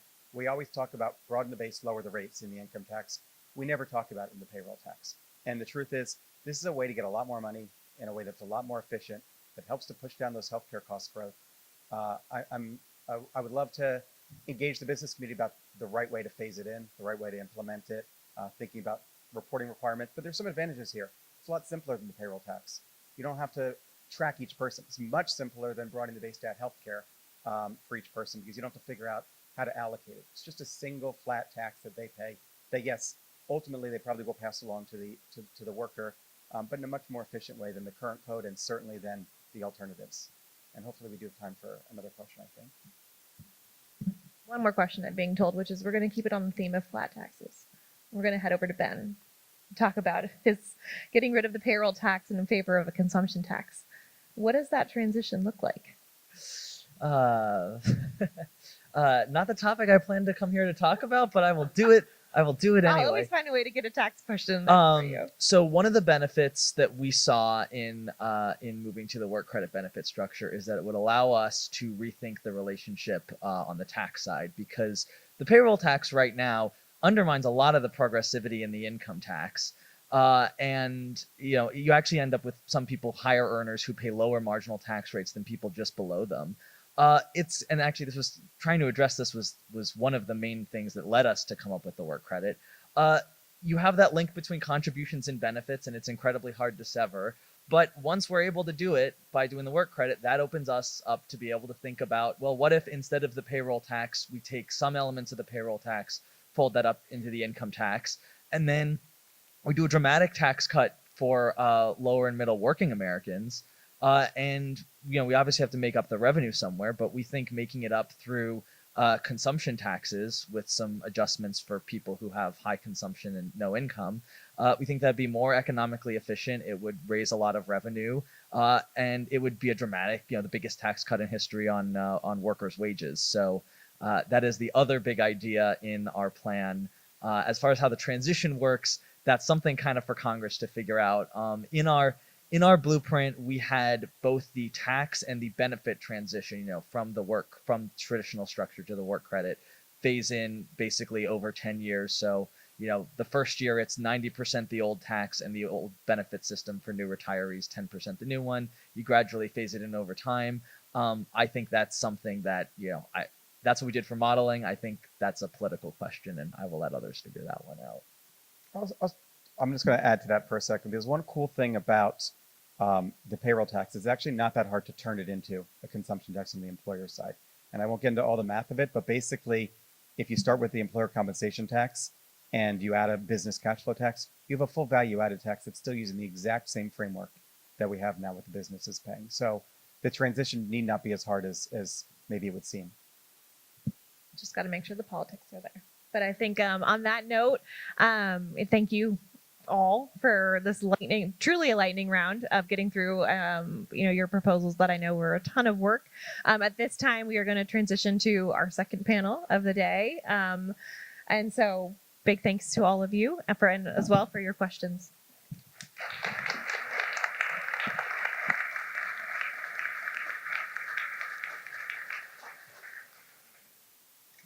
Committee for a Responsible Federal Budget, and I am really excited by the opportunity to moderate this next panel on what's next for the trust funds. Now, to get us started, I'm going to take some advice from Dr. Oz and alleviate all of your anxiety by telling you exactly where I plan to go with this panel. First off, as Rachel said in the last panel, you all have in your programs the incredibly impressive, extensive bios of our panelists. I encourage you all to check those out. I will very briefly introduce who we have with us today right now. We have Jack Smulligan with the Urban Institute.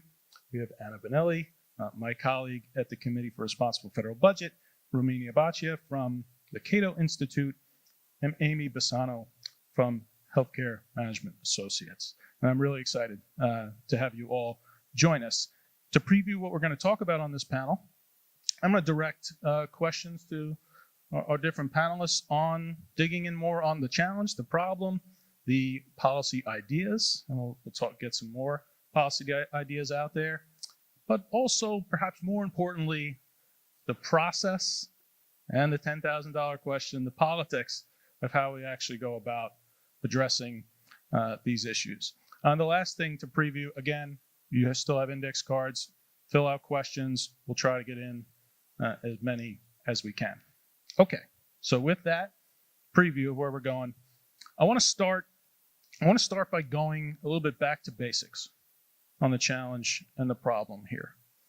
To recap what has been said a few times, but to set the stage again, our major trust fund programs are 7 years from insolvency.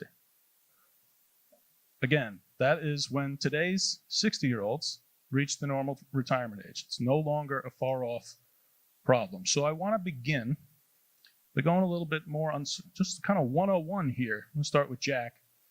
Jack, what actually happens if we were to reach that insolvency date for Social Security in 2032? So before I go there, I just want to be very clear that it's not going to happen. Congress is going to act in various ways. And so I think we don't want to scare the public into thinking that there's going to be a 1/4 reduction in their Social Security benefit. And Congress will first probably allow some borrowing across the disability and old age trust funds. Unfortunately, that only gets you a bit over a year. And at that point, in general fund loans to the trust funds are probably the next likely option. I think it's unlikely that they'll be gravitating toward general fund gifts to the trust funds.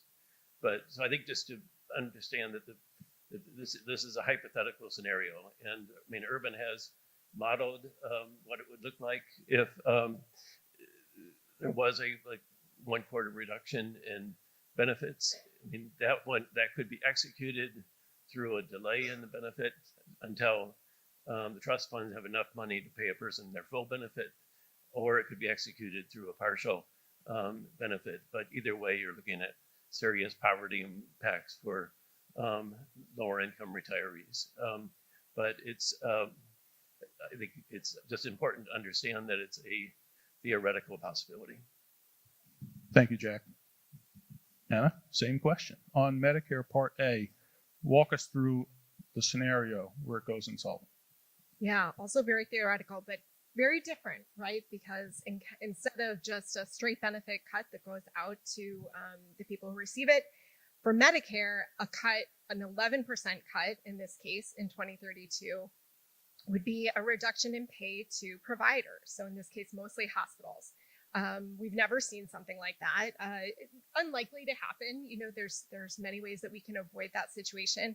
And the way that it would actually be executed is very uncertain. You know, you can imagine, I don't know, I want to talk to Amy about this at some point, but you know, what do? Do you cut like just across the board with base cuts? Do you cut the supplemental payments that go to hospitals as well? I mean, there's many different ways to do it, but no matter what way it actually comes to pass, it would be a very serious problem for Congress and for providers. You know, we hear all the time that particularly rural hospitals are, you know, struggling with their margins and so on. Just imagine if our hospitals across the nation were facing an 11% pay cut. It would be a big problem. Romina, I'll go to you next. So you focus a lot, in addition to being an expert on Social Security, you focus a lot on fiscal policy broadly and the debt and deficit challenges. So again, sort of a more state-setting basic primer kind of question. Talk to us about why this isn't just an issue for insolvency for these programs, but how it impacts our debt and deficit challenges. First of, is this one working? Let's try this again. Hi. Thank you. First of all, I want to challenge this idea of the trust funds becoming depleted, because if that spending already adds to the debt, that's not usually what we think of as a trust fund. What the trust funds really are a legislative action forcing mechanism. It forces Congress to grapple with Social Security and Medicare, but both programs are already significantly adding to the debt. We calculated that at the Cato Institute that Medicare is responsible for 45% of our deficits over the next 10 years. And Social Security is responsible for roughly 18% of our deficits over the next 10 years. So between those two programs, you can explain more than half of projected deficits. So that's my first point. And we are at a level of debt to GDP at about 100%, where our debt is so large that it's basically swallowing our economy. And this is no longer a future problem. Congress should be acting now to fix the key drivers of our debt crises, which are primarily Social Security and Medicare. And I don't say this lightly, because if you look at the financial report of the United States government, more than 100% of the entire unfunded obligation that the US government is confronting over the long term, according to Treasury, is because of Social Security and Medicare. In fact, the rest of the budget will run a small surplus. If you just take those two programs out, they're solely responsible for our entire unfunded obligation. They're already adding to deficits because unfortunately Congress actually spent all the money that was collected in payroll taxes that was supposed to be saved for seniors. The trust funds from a taxpayer's perspective are really an accounting gimmick. They're not a depository of savings or of any real economic revenues for the government to be able to spend. And the debt crisis is no longer a future crisis. It is a now crisis. How are people already feeling the effects of our debt crisis? Higher mortgage rates, higher rates on car loans, higher rates on business loans. This is depressing economic growth today and will depress economic growth further into the future, because the businesses that aren't able to get loans today or funding to do innovation and R&D and push out the productivity frontier, we're going to feel those effects over the long term. So we shouldn't be waiting until 2032 or 2034 because of some trust fund depletion date, which is rather arbitrary. But Congress should get back to work now, and instead of being distracted by these government shutdown theatrics, we should be getting to work on solving the real fiscal crisis that is here now. Thank you, Romina. Amy, another kind of kickoff question here for you. So Dr. Oz certainly got into some of this, but you can't separate the Medicare discussion from the broader challenges within the overall healthcare system. Can you distill for us what you see as some of the top drivers of cost growth in the overall healthcare system and Medicare? Sure. I mean, I think there's the growth in the population. Just more people on these programs are going to drive those costs. We keep talking about hospitals a lot. I think there's issues of, site neutrality of where are you paying, hospitals getting paid more for the same services. Prescription drugs rising in cost. That is something that's for Medicare beneficiaries, any individual, any of us, recognizing that we have higher costs. Whether MFN tries to address some of those things for the entire population of the U.S., not just in Medicare.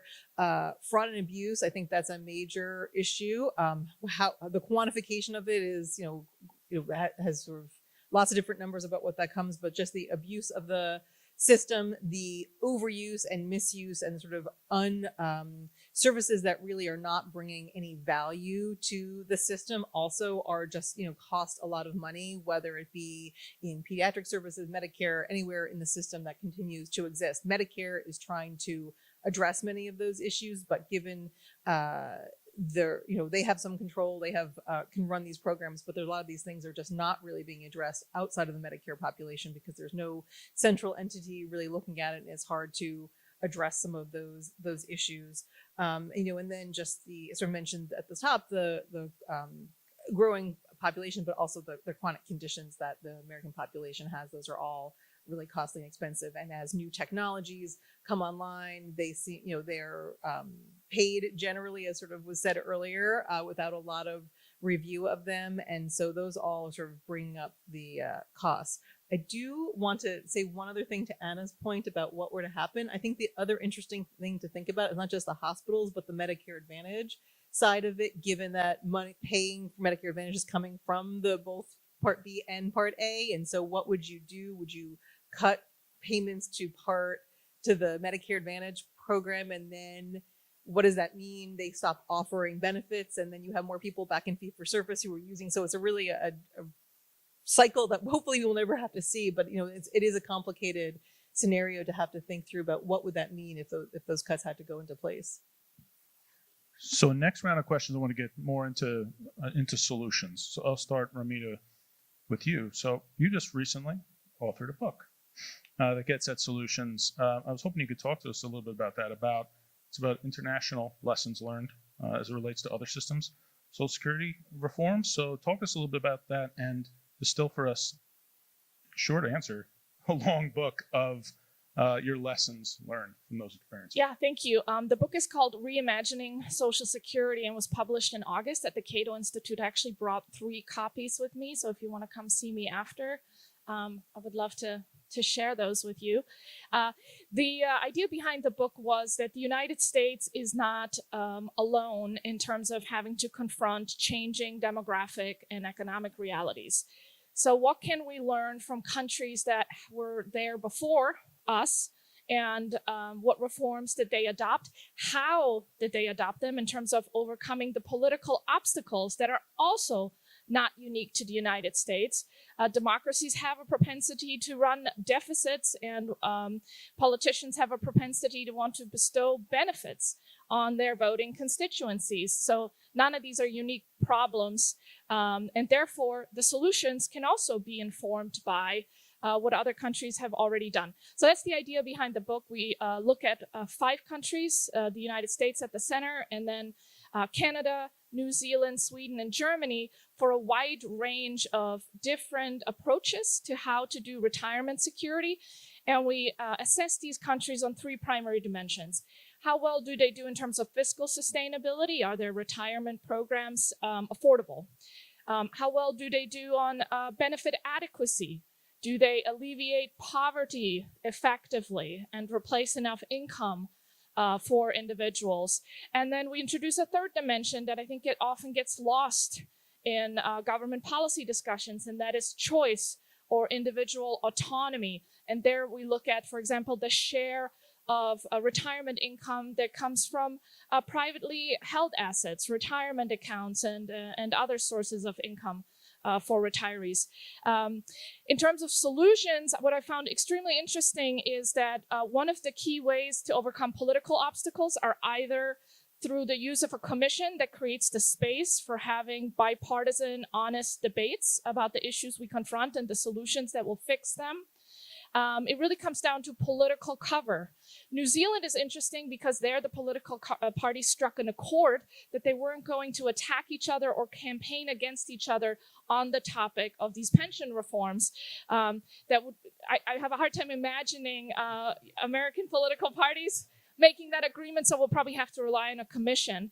Another change to get around political obstacles to tweaking your systems as economic realities and demographics change are adopting automatic stabilizers. All of the countries in our study, except for New Zealand, have these automatic stabilizers, things like adjusting your eligibility age with improvements in life expectancy.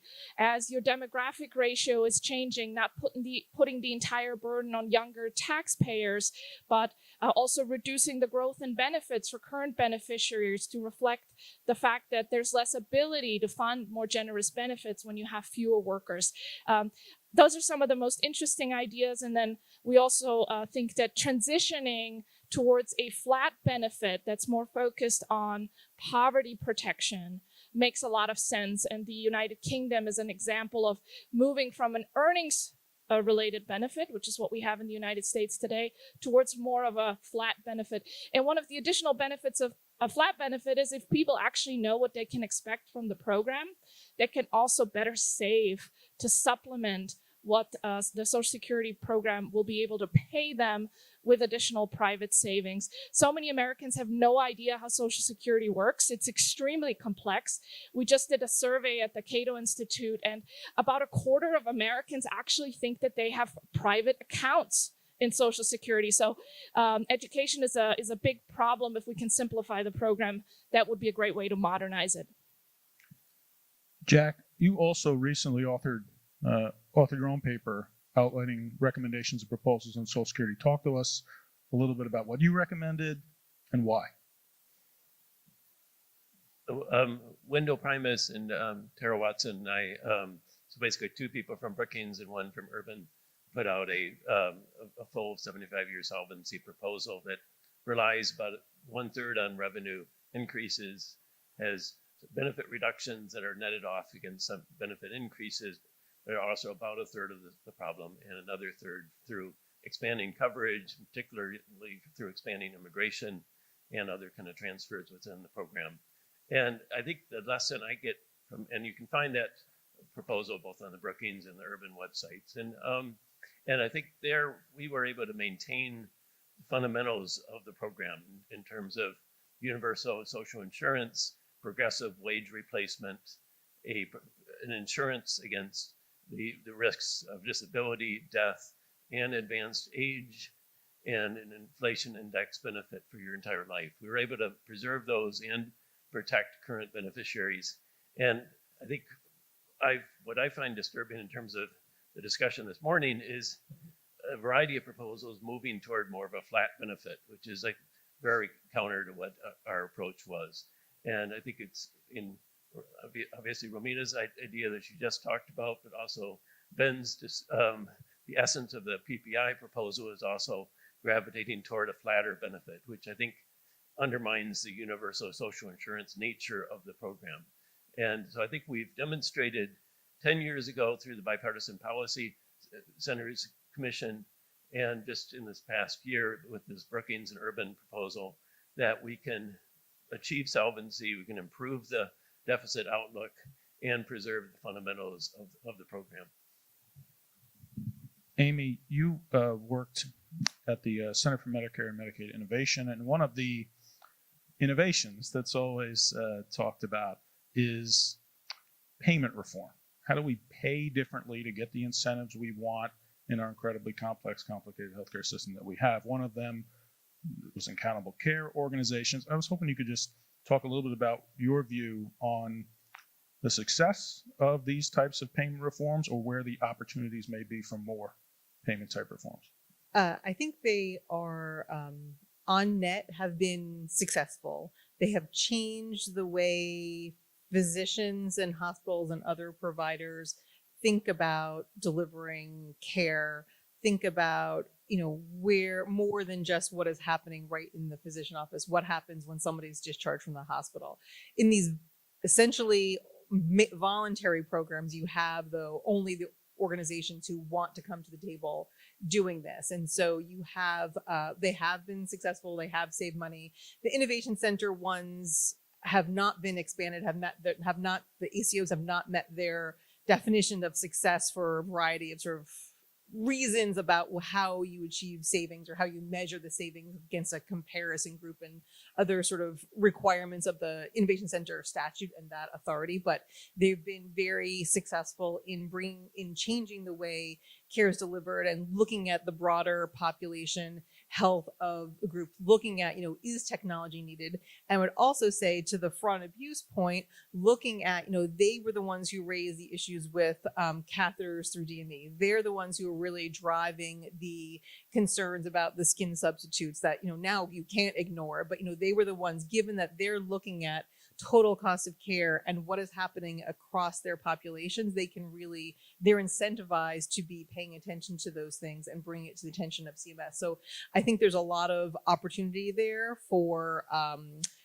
further potential savings, further, improvements in quality and better care for Medicare beneficiaries. They are not going to be the solution to all of these problems, but they definitely have made a big difference. And there's a lot more opportunity, whether they ever become mandatory. That's another, you could achieve more savings there. Mandatory models just achieve more savings based upon the mandatory nature of it and not only the self-selection of who's going in.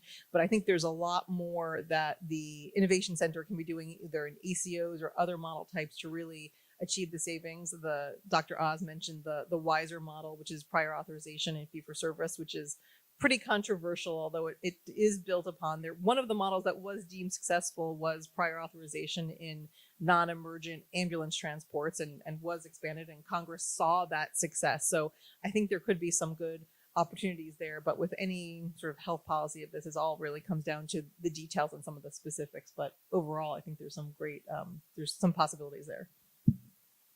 Anna, you and our healthcare team at the committee have been doing a lot of work on Medicare solutions also. In particular, we've been focused a lot on Medicare Advantage and issues associated with overpayments. Talk to our audience a little bit about the solutions we've been putting forward there and the issue. Yeah, good question. I think, Amy, you raised this too. MA is a really key player in the whole conversation. So reminder, Dr. Oz mentioned this, but you got, Part A, Part B. MA goes over that. They're insurance companies that are sort of operating our Medicare plans for, millions. In fact, more than half of our beneficiaries are currently enrolled in MA plans. So they're a huge, important player in this. MA plans are paid per beneficiary, and they're paid more to enroll beneficiaries who have greater healthcare needs, which is very sensible because you want to make sure that they can cover all that person's healthcare needs. But what has happened over time is that these plans have become very, very good at making every beneficiary look as sick as possible. And that raises the amount of money that they receive monthly for that person who remains enrolled in their program. And over time, these costs have grown and grown. MedPAC, who I think Chris Pope mentioned MedPAC, excellent advisor to Congress, has calculated that that if you took everyone who is in MA and paid for them the same way we pay in traditional Medicare, so fee-for-service, you would save $84 billion in 1 year. So it's a significant cost to have people enrolled in Medicare Advantage plans over traditional Medicare. And the committee has calculated that over 10 years, we're looking at up to around $1 trillion in overpayments. So there's a lot of opportunity for savings that could go back into the trust fund. Okay, I'm going to bridge us from the policy to a little bit into the process associated with the policy.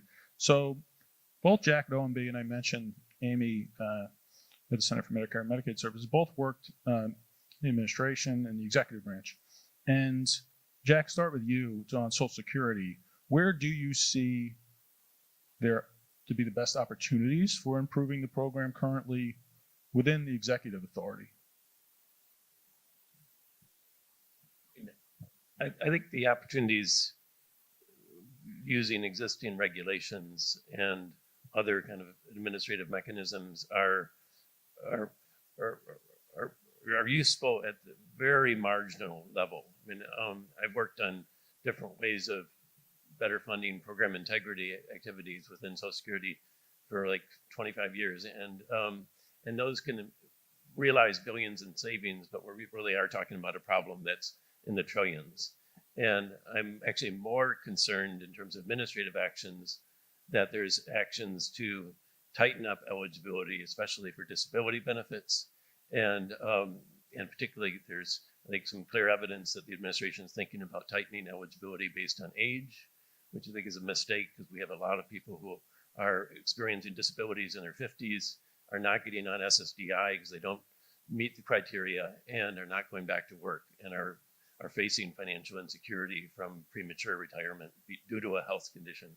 So I'm actually more worried about the things that could be done administratively that could actually hurt either current or likely beneficiaries. And I think we need to be deliberate in how we handle this. And this fundamentally is an issue that Congress needs to address. And like 95% of the issue basically has to be addressed by Congress. The amount that the administration can do on its own, I think, is pretty marginal.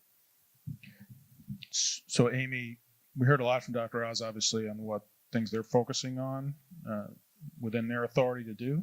So, are there any of those you want to raise up or kind of build on, or point out other potential opportunities for executive action in areas that do not require Congress? Yeah, I'd love to have CMS have some more authority in some areas, but I guess that's really not on the question now. I mean, I think he did raise a lot of good things. I think the CMS could be more aggressive in their going after a number of topics in their fee-for-service payment rules, whether it be, as what they're doing on the skin substitute payment policy, looking at, where there's a lot of new technology add-on payments or opportunities for that. Can they be more thoughtful or change their regulations to sort of control some of that particular spending and make, evaluate what is happening there. Is there more, there's certainly more the Innovation Center can be doing in terms of testing alternative models. The issue there is just the opportunity cost of there's only, so many resources and so many people and so many time to be able to do that work. But certainly there's a lot of other areas where they could be thinking about doing more work. I also think that they could, on the Medicare Advantage side, there's a lot of work they could be doing on sort of, I would say, modernizing the program or thinking about, that program, now is, as Anna said, is more than 50% of Medicare beneficiaries. It needs a fair amount of care and feeding to make sure that the policies are working the way they should. Prior authorization, there's been a lot of pushback on what plans have been doing, but just general payment policies, risk adjustment policies, and others that they could be addressing to try and improve the operations of those programs and the financial issues as well. Okay, let's go to what Jack was kind of getting at before, which is a lot of the opportunities here are obviously in Congress to try to make progress on these challenges. Romina, you brought one up before as a often proposed process type solution, which is a commission. And so let's talk about that a little bit. Talk about more what we've learned from other efforts on commissions that we may want to incorporate if we're going to do a commission, and explain more again why you think that this is the right potential approach. Yeah, I think it's important to think of what is the goal that we're using a commission for, because it's less that we don't have enough good ideas for how to reform these programs, and more that we need to create a safe space for legislators on both sides of the aisle to be able to come together and advance those reforms. If you look at the history with commissions in the United States, it's not great. We did use the Greenspan Commission in 1982 when the Social Security Trust Fund was running up to depletion to come up with some great ideas, many of which were implemented. But the Greenspan Commission on its own, actually, a lot of people don't remember this history, was not able to bring about solvency. It was only because Congress was up against that much harder deadline of potentially automatic benefit cuts that Congress actually stepped up and supplemented some of the solutions from the Greenspan Commission in order to achieve solvency, which got us up until this point. But even after that solvency plan was put in place, it wasn't long-term solvency. So immediately after, the trustees started reporting that, oh, by the way, this is not going to be enough for 75-year solvency. Regardless, we have this example. But then other commissions in many cases have failed because there wasn't enough political leadership. Either the president didn't support it sufficiently and advance it, or commissioners couldn't necessarily agree on changes. Outside groups would, of course, attack it. But there's one really interesting example that I want to raise, which is the Base Realignment and Closure Commission, which in many cases, I think the difficulty of reforming entitlement programs resembles the difficulty of closing any obsolete military base after the Cold War. It was impossible. Congress basically recognized it was economically necessary. We were wasting money on these bases we didn't need anymore, but politically it was seen as suicide. You couldn't close any individual base. And I find that entitlement reform resembles that, in that we all know that it's necessary fiscally, economically. We are on a crisis trajectory, and we don't want to end up like Argentina with massive inflation. Because if we don't reduce spending or increase taxes, a combination of those things, then we are going to just have much more inflation. And that seems particularly unfair to workers who aren't as able to protect themselves against inflation or live paycheck to paycheck. They should not be the ones to bear the price of congressional inaction. So a commission can create that political safe space, and a commission modeled after the Base Realignment and Closure Commission really leans into what Congress does best, which is abdicating responsibility. And I say this because the fact that these programs are mandatory and growing on autopilot, regardless of available resources, is probably the most obvious case of Congress abdicating its fiscal responsibility. But we're also witnessing this now with Congress not reclaiming its spending authority as the administration tramples all over it. So Congress loves abdicating responsibility, and I say, let's do it, but this time let's do it in a way that actually benefits all of us. I agree with a lot of what you just said, but I'm going to try to spin this to get more hopeful on where the opportunities are in Congress. So, and I'm going to ask you this, but then Jack and everybody can get in on this, is where do you see any opportunities for some bipartisan consensus on healthcare? And we'll get into other issues too. Yeah, I think it's out there. I think this can happen. We see a lot of bipartisan support for reducing payments in MA. There's been, AARP, who represents beneficiaries, has come out and said, something needs to be done. We've seen Humana, one of the huge insurance companies in MA, say, okay, it's time to maybe do something about upcoding. And there's a bill that has been introduced in the Senate, the No Upcode Act, that would save around $150 billion. There's a lot of talk about changes to MA. There many, many technical ways that this can be done, but I think that the tide is turning, and people are starting to realize that, we're just paying too much for MA plans to care for our beneficiaries. Site neutral payment policy is another one. So I think somebody brought this up. I can't remember if it was Amy, but we've got a situation where hospital outpatient departments are paid more for the exact same services as services provided at an independent physician's office. Everybody is like, oh, gee whiz, like this doesn't make any sense. But we need congressional action in order to equalize those payments so that the same services are paid the same rates. And that could save, in the hundreds of billions as well. Now, that doesn't directly address the trust funds, but it is a place where there is some agreement on the Hill. Jack, give us some hope. So I actually agree with Romina's skepticism about whether the 1983 commission was effective, because I think she's right in identifying that it really required Congress to engage with the administration. in that sense, I think the Andrews Air Force Base budget deal in 1990, I think, is one to think about as a good model of kind of bringing the administration and key congressional staff together in a kind of a private setting and enforcing some decisions. I think realistically for Social Security, we're looking at after the 2028 election. And in that context, on the Democratic side, I would hope that candidates avoid these artificial commitments to not raise taxes on anyone below, say, 250,000 or 400,000, whatever the line is.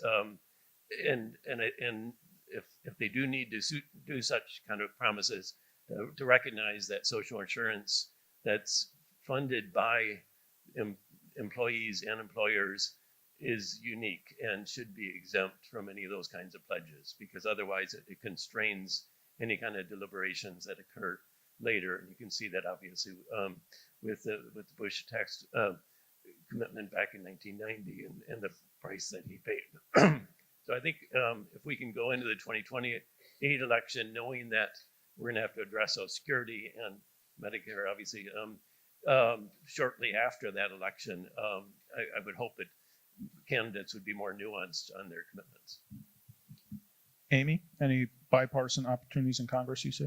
I think, in addition to what Anna said, I think there's some opportunities on the prescription drug pricing side as well. I mean, there's been lots of almost getting over the finish line on PBM reform. There's some other opportunities. I think with MFN happening with what the executive branch is doing, there may be even more interest and ability to go further on that and address some specific issues. So yeah, hopefully we can see some movement on all these topics in the next few years. Okay, I think we have a few minutes left. So now I'm going to get to the $10,000 question, whatever you want to frame it, the politics of this a little bit more. So to set that up, the Committee for Responsible Federal Budget, we have a lot of sort of moments historically. You got to look back, and they're ranked on level of depression it might cause. Okay, that we're watching. But among the couple of anecdotes, one that you'll probably remember, I think this was 2023, when during I think it was President Biden's State of the Union, he was able to get unanimous consensus from the entire audience to stand up and applaud that we're not talking about Social Security, right? And to a lesser degree of depression, but more recent, during the OBA debate, I remember there was like a day when all of a sudden they wanted to talk about potentially Medicare, and then it was gone. Okay, within a day. It just illustrates the challenges, obviously, on the politics of this. So I know everyone's going to have the answer for us on this. So we'll start, Jack, with you and kind of go down the line. What ideas do you have? What do you think needs to be done, what I would call to flip the incentives on this? To flip the incentives, if it's possible, to make it such that right now it's a political detriment to be talking about it. Can the impending date of these programs and the danger they're in flip those incentives to actually get people to start to talk about it? I think it helps the discussion if you recognize that there's a need to strengthen the programs at the same time that we're addressing the insolvency of the programs. And here, I think for Social Security, it's important that we also look at the Supplemental Security Income Program and improve both programs in the process of also improving their finances. And like in the Brookings Urban piece, we have a couple of benefit expansions. We create a bridge benefit for people at age 58 who are not qualifying for SSDI, but still have left the workforce and have a serious disability. And we provide a benefit that's halfway between the early eligibility age and the SSDI benefit as a way to protect them as they're approaching the need to retire. We provide a benefit for grandparents, recognizing the number of grandparents who are providing caregiving for their grandchildren and yet are in their 60s. And so there's some targeted benefit expansions. I'm not recommending that we just do an across-the-board benefit increase for everyone. I think we have too many other challenges that we have to address, but some targeted benefit increases.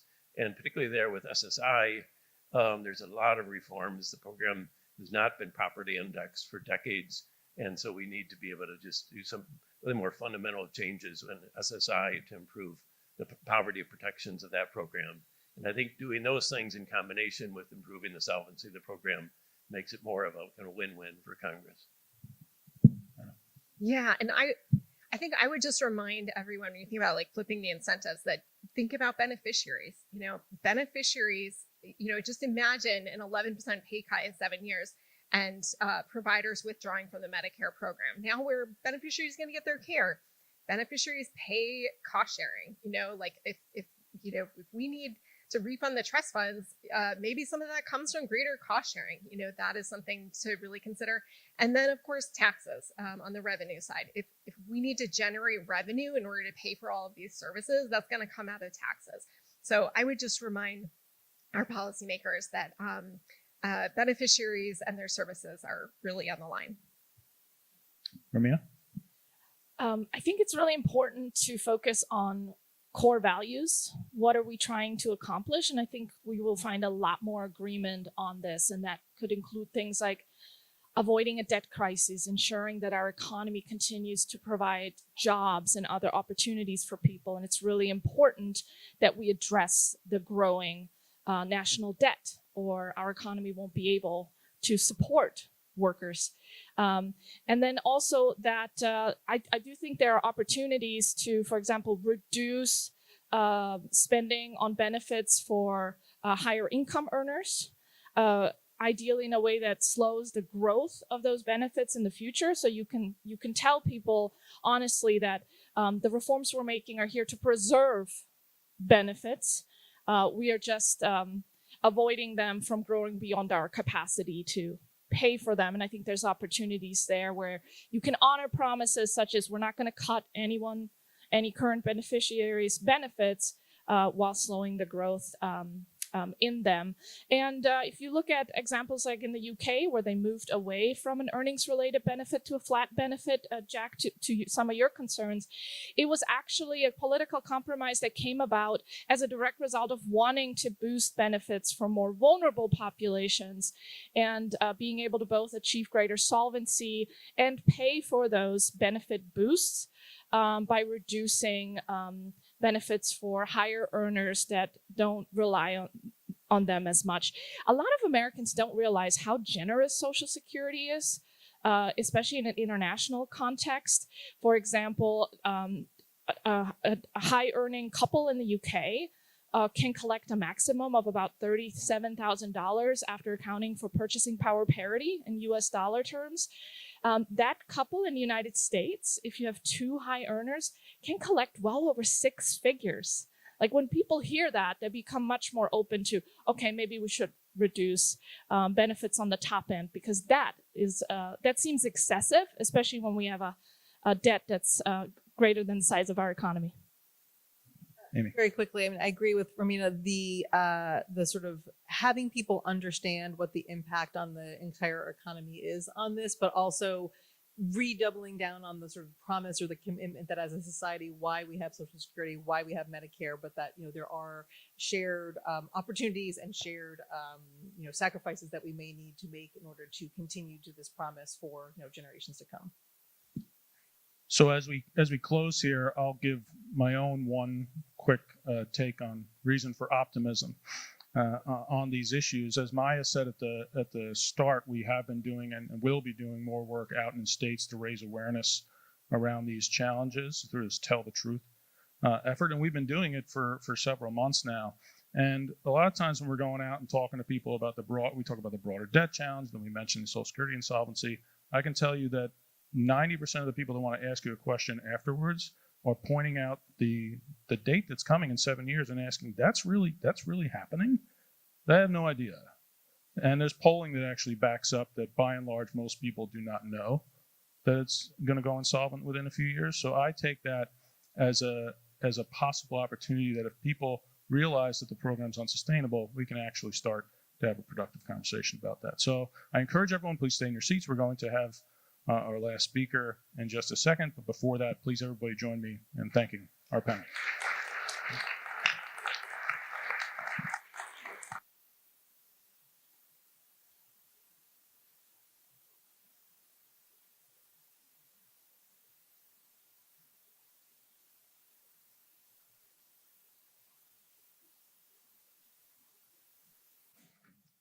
Well, thank you everyone for coming today.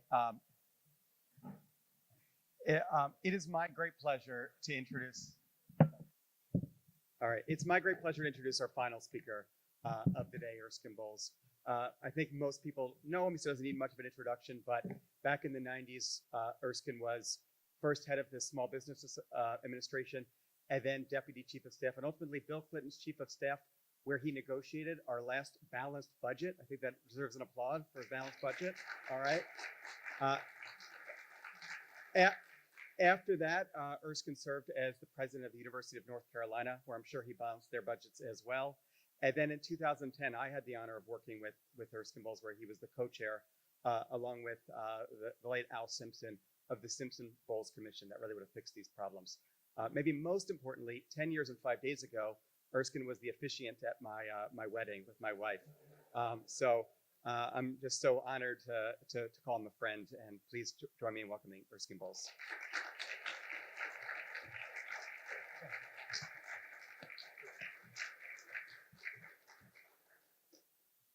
You know, I really wondered why in the world did they want an 80-year-old guy to come up here and speak to you experts. And I figured it out as I listened to the two panels that you need some optimism and some examples that we can get this done. Not only must we get it done, but I'm here to tell you we can get it done. I want to thank Maya and Mark for inviting me to come home to the committee. I was here at the birth, and to see the progress it's made in bringing people together really touches me.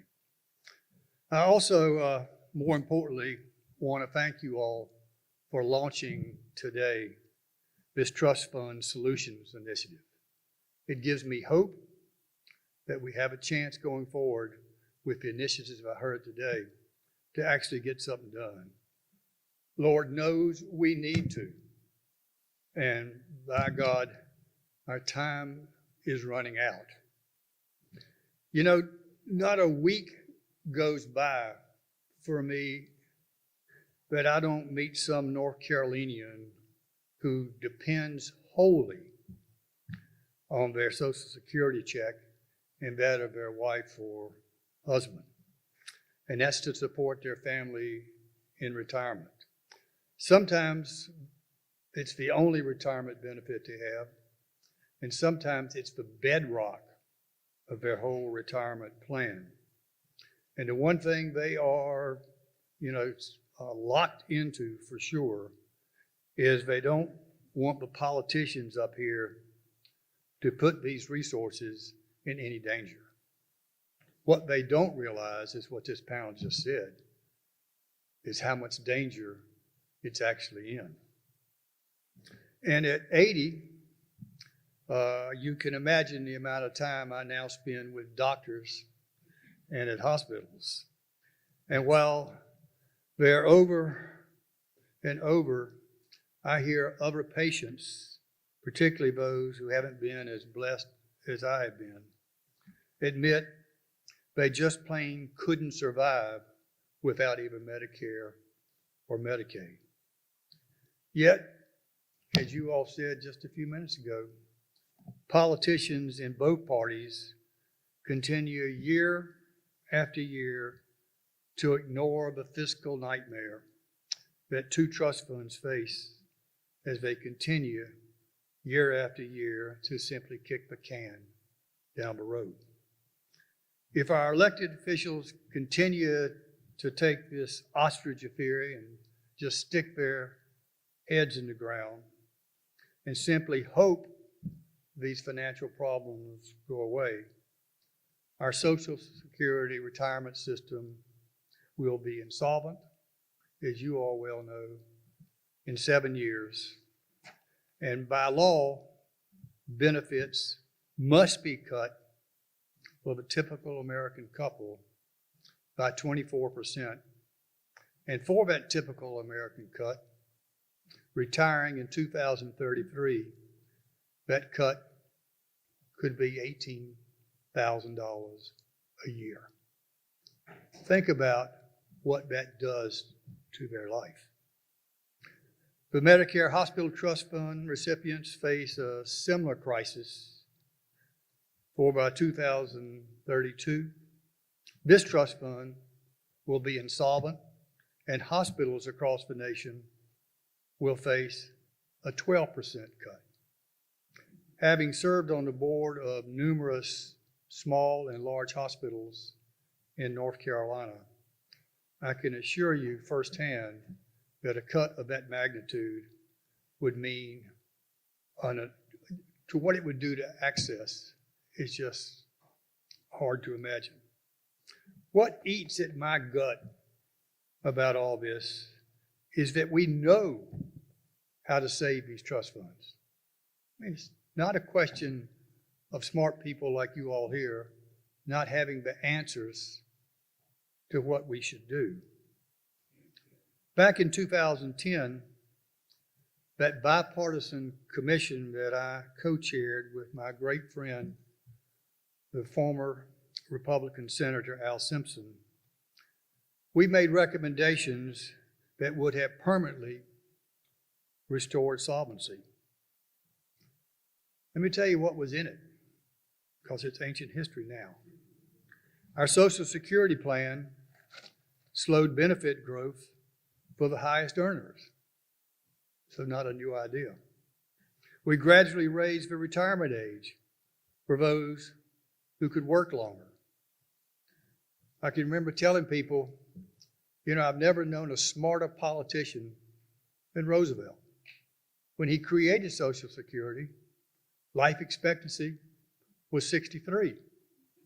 You got Social Security at 65. Now, that's a very smart guy. Today, life expectancy is what, 84? I got 4 years to live. And you still get it in your 60s. Clearly, there are lots of reasons we have an arithmetic problem. We also increased the cap on wages. We raised it from the 83% it had been cut to in 1983, as a matter of fact. And we raised it to 90%, where it had been prior to 1983. And we had enough money left over in all of our plans that we came forward with to boost benefits for the truly disadvantaged. Our Medicare plan took an all of the above approach. Some of the things you all talked today. We took this approach to slowing the growth underlying the increase in healthcare costs, which was growing at the time at a faster rate than GDP. We went after every sacred cow: doctors, lawyers, drug manufacturers, hospitals, insurance companies, and yes, even beneficiaries. Clearly, a yes vote on those proposals was not an easy vote for somebody running for public office. We gored everyone's ox. And the more we gored, the more support we got in our committee, the more bipartisan support we got in the committee. And because it actually restored solvency and solved the problems plaguing the programs, we ended up getting more broad support throughout the country because it was seen as fair. On this commission, a majority of the Republicans voted yes, as did a majority of the Democrats. In total, we had the support of a supermajority of the commission. But what made me feel so good, and what should make you feel good about the potential of getting something done, on the commission we had 6 sitting U.S. senators, 3 Republicans and 3 Democrats. 5 of those 6 voted yes for all of those reforms I just mentioned. How did they do it? How did we get it done? How did we bring these people together? In those 5 that voted yes, the philosophies couldn't have been more different. We had Tom Coburn. You remember Dr. No, the Republican senator from Oklahoma? He voted yes. You know who else voted yes? The liberal line Dick Durbin, the senator from Illinois. And why did they do it? We took the time it takes to build up trust. And once we had built up trust, we were able to develop a common set of facts. And with trust and a common set of facts, you can almost get any deal done. It's how I've spent my life, both in the public and private sectors, getting deals done. I remember when Obama asked me to co-chair this commission, you know, he wondered, how in the world, Erskine, did you bring Newt Gingrich and Bill Clinton together, who despised each other, and get them to agree on all the changes you had to make to balance the budget? We didn't have a commission. What I had to do was to spend months and months and months locked up in conference rooms with Newt Gingrich. And you all owe me a lot for that. And all during those meetings, he would test me.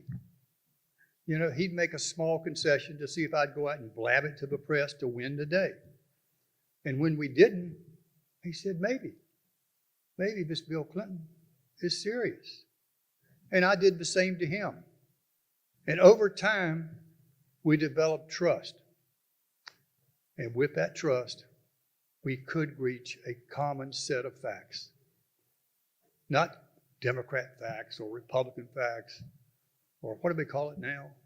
New facts or alternative facts. We developed the facts. And Obama was amazed because he said, look, I had these guys come up and play golf one time, and I had them come up for drinks one time. You know, I don't know why I can't get anything done. I said, because you have to work at it for a long period of time to build that trust. Trust is the corner of a realm. And that's how we ended up getting a majority of Republicans, a majority of Democrats, and a supermajority of the commission to vote yes. Over time, as Al and I crisscrossed the nation, we spoke to over 1 million Americans of all political persuasions. And as we traveled around, we began to feel the people's support. No matter who was in the audience, whether they were to the far right or far left, whether they were labor or business, at the end of our talk, they gave us a standing ovation. You know why? At least I can tell you why I think they did. They actually saw a Republican Democrat who truly liked each other. And secondly, we told them the truth. We didn't tell them just the good news. We told them the bad news and the things they'd have to swallow. And they really appreciated it. Al said he could feel and see, and Michael will appreciate this, could feel and see the American people's support as we went through various airports around the country. You could see it in their faces, he said, and you can see it in their hands as we got more thumbs up than middle fingers.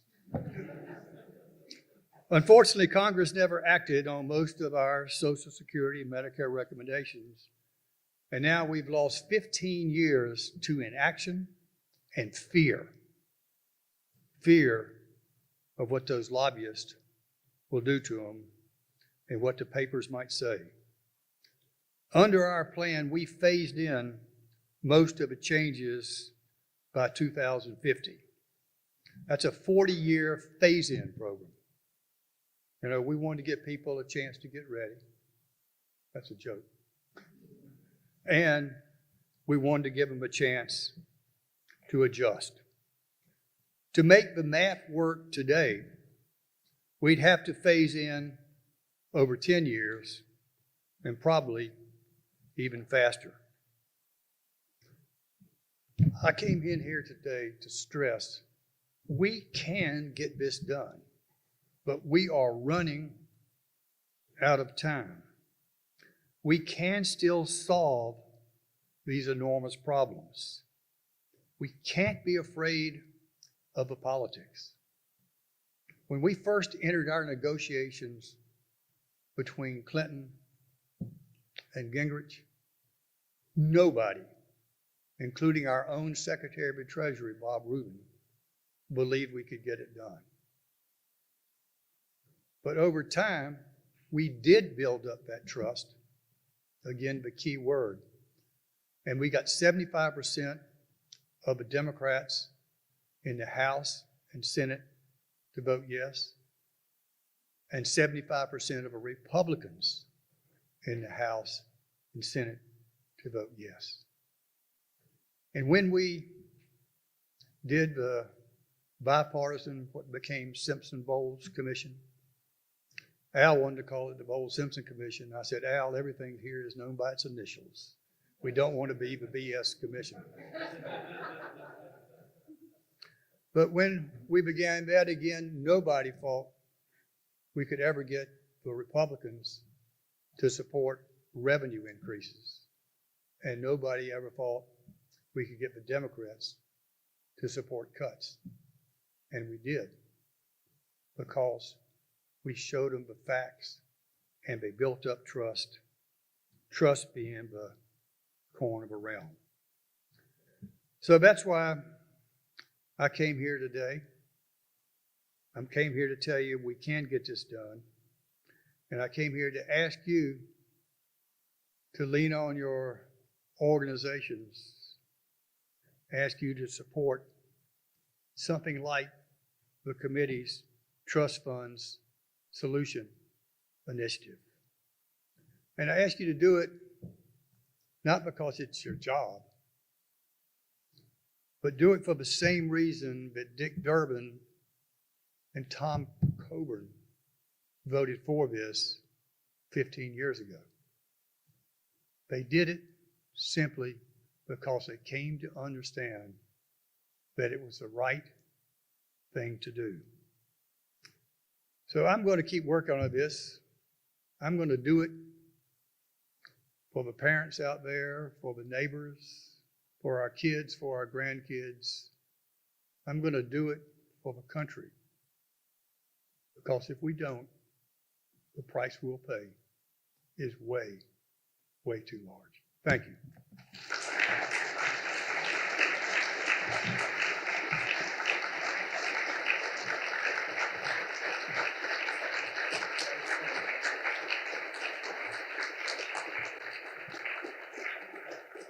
Thank you, everyone, for coming. We're so happy that you all joined us today, and we hope to see you at the next one.